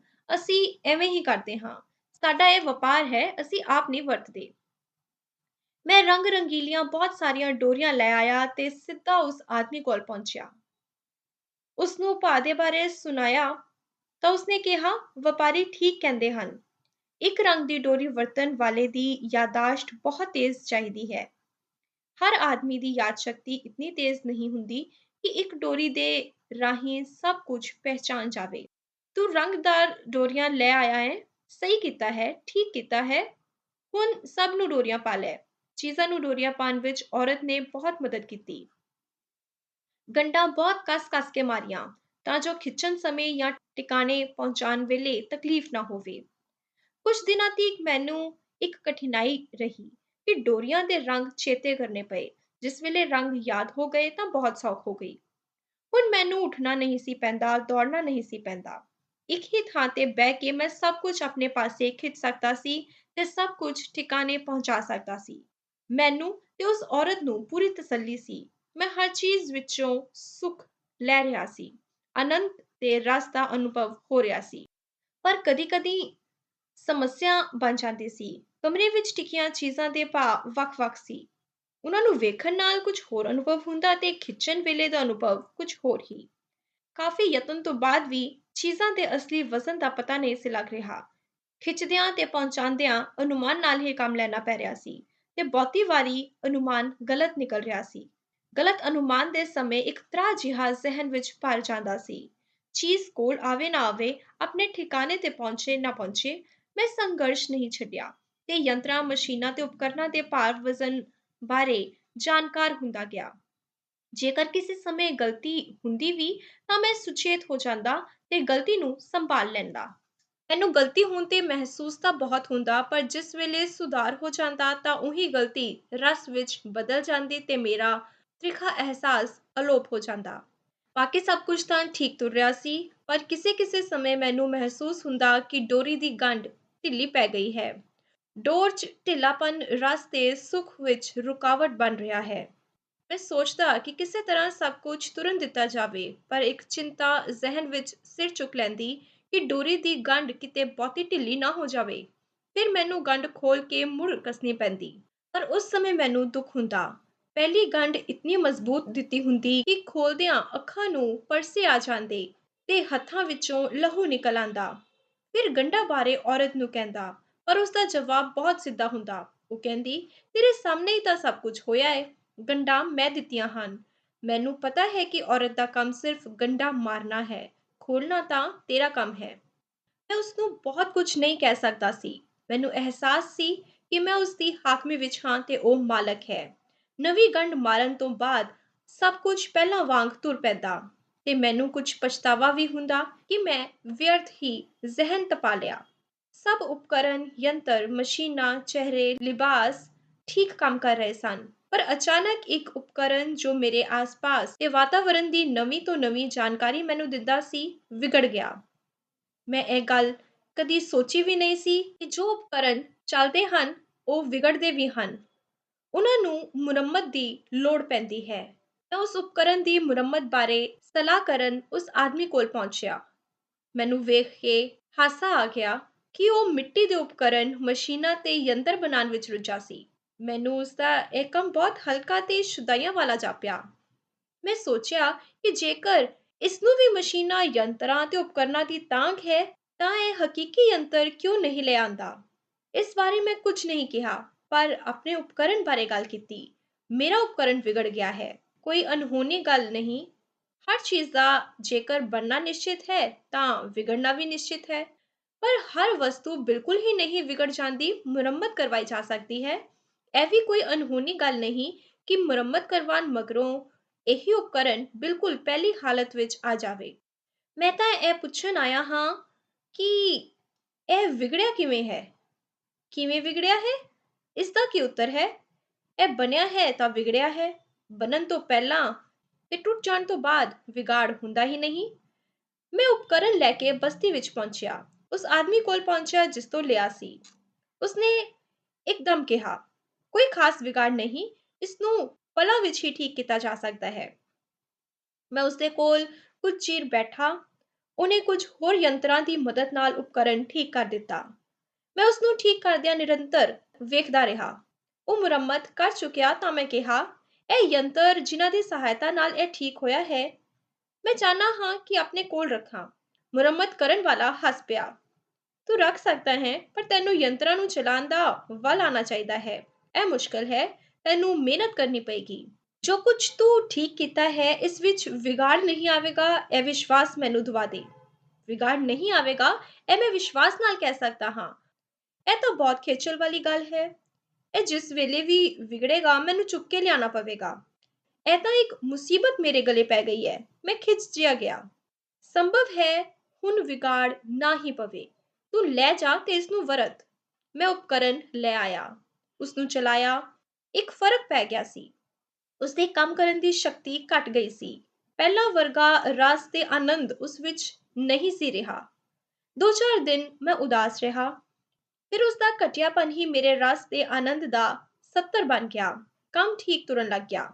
ਮੈਂ ਬਿਲਕੁਲ ਨਵਾਂ ਲਿਬਾਸ ਪਾ ਕੇ ਤੇ ਚਿਹਰਾ ਪਾ ਕੇ ਘੁੰਮ ਰਿਹਾ ਸੀ। ਅਸਮਾਨ ਕੁਝ ਗਹਿਰਾ ਸੀ, ਹਨੇਰੀ ਆਈ, ਝੱਖੜ ਜ਼ੋਰ ਦਾ ਝੁੱਲਿਆ, ਲਿਬਾਸ ਵੀ ਲੀਰਾ ਹੋ ਗਿਆ ਤੇ ਚਿਹਰਾ ਵੀ ਫਟ ਗਿਆ। ਮੈਂ ਲਗਭਗ ਨੰਗਾ ਹੀ ਹੋ ਗਿਆ। ਛੇਤੀ ਛੇਤੀ ਆਪਣੇ ਕਮਰੇ ਵਿੱਚ ਪਹੁੰਚਿਆ, ਲਿਬਾਸ ਬਦਲਿਆ ਤੇ ਫਟਿਆ ਹੋਇਆ ਚਿਹਰਾ ਲੈ ਕੇ ਮੈਂ ਉਸ ਆਦਮੀ ਕੋਲ ਗਿਆ। ਮੈਂ ਉਸਨੂੰ ਕਿਹਾ, ਤੂੰ ਮੈਨੂੰ ਇਹ ਚਿਹਰੇ ਦਿੱਤੇ ਸੀ, ਕੁਝ ਕਿਹਾ ਨਹੀਂ। ਮੈਨੂੰ ਤੂੰ ਦੱਸਿਆ ਕਿਉਂ ਨਹੀਂ ਕਿ ਚਿਹਰੇ ਫਟ ਜਾਂਦੇ ਹਨ, ਹਨੇਰੀ ਝੱਖੜ ਵਿੱਚ ਇਹ ਨਹੀਂ ਪਾਈਦੇ। ਤੇਰਾ ਇਹ ਚਿਹਰਾ ਝੱਖੜ ਨਾਲ ਫਟਿਆ ਹੈ। ਜੇਕਰ ਝੱਖੜ ਨਾ ਵੀ ਹੋਵੇ, ਚਿਹਰੇ ਫਿਰ ਵੀ ਫਟ ਜਾਂਦੇ ਹਨ।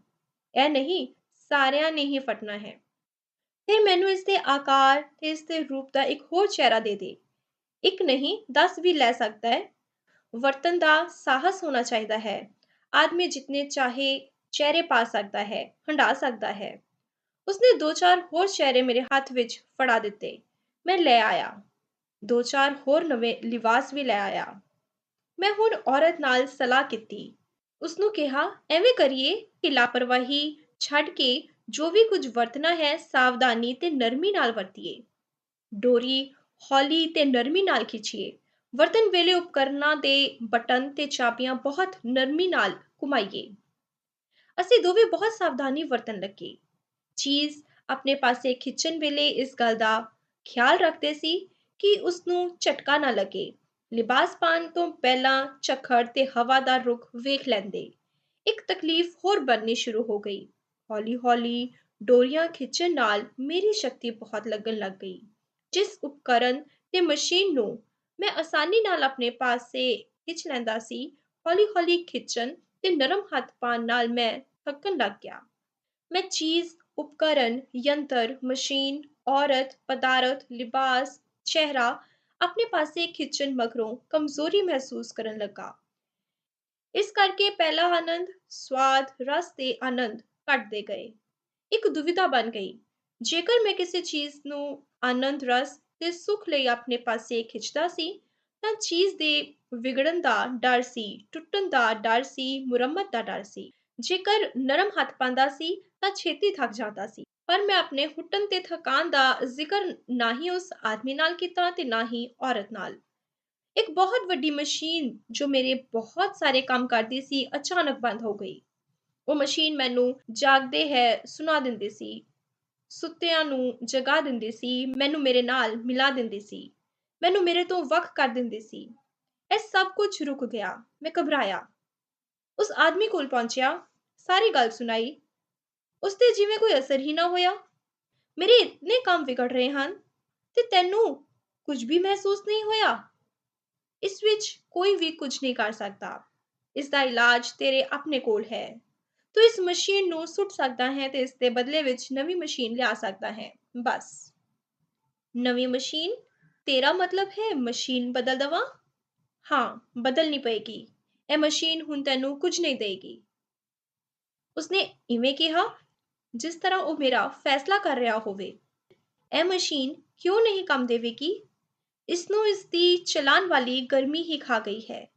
ਹਰ ਉਹ ਚੀਜ਼ ਜੋ ਕਿਸੇ ਸ਼ਕਤੀ, ਗਰਮੀ, ਊਰਜਾ ਨਾਲ ਚੱਲਦੀ ਹੈ, ਉਸਨੂੰ ਉਸਦੀ ਊਰਜਾ ਹੀ ਸਮਾਪਤ ਕਰ ਦਿੰਦੀ ਹੈ। ਮੈਂ ਇਸ ਦੀ ਮੁਰੰਮਤ ਨਾ ਕਰਵਾ ਲਵਾਂ? ਕਰਵਾ ਕੇ ਵੇਖ ਲੈ। ਮੁਰੰਮਤ ਤੋਂ ਬਾਅਦ ਰਸ ਹੀ ਨਹੀਂ ਰਹੇਗਾ, ਆਨੰਦ ਹੀ ਨਹੀਂ ਰਹੇਗਾ, ਸੁੱਖ ਦਾ ਅਨੁਭਵ ਬਹੁਤ ਘੱਟ ਹੋਵੇਗਾ। ਇਸ ਦਾ ਪਰਿਵਰਤਨ ਹੀ ਇਲਾਜ ਹੈ। ਇੱਕ ਬੰਦ ਚੀਜ਼ ਜਿਸ ਤੋਂ ਤੈਨੂੰ ਨਿਰਾਸ਼ਾ ਹੁੰਦੀ ਹੈ, ਉਸਨੂੰ ਬਦਲ ਕੇ ਤੂੰ ਆਪ ਆਸ ਵਿੱਚ ਬਦਲ ਸਕਦਾ ਹੈ। ਰਣਖੇਤਰ ਕਹਾਣੀ ਦੇ ਅਗਲੇ ਭਾਗ ਨਾਲ ਜਲਦ ਮਿਲਾਂਗੇ। ਨਮਸਕਾਰ।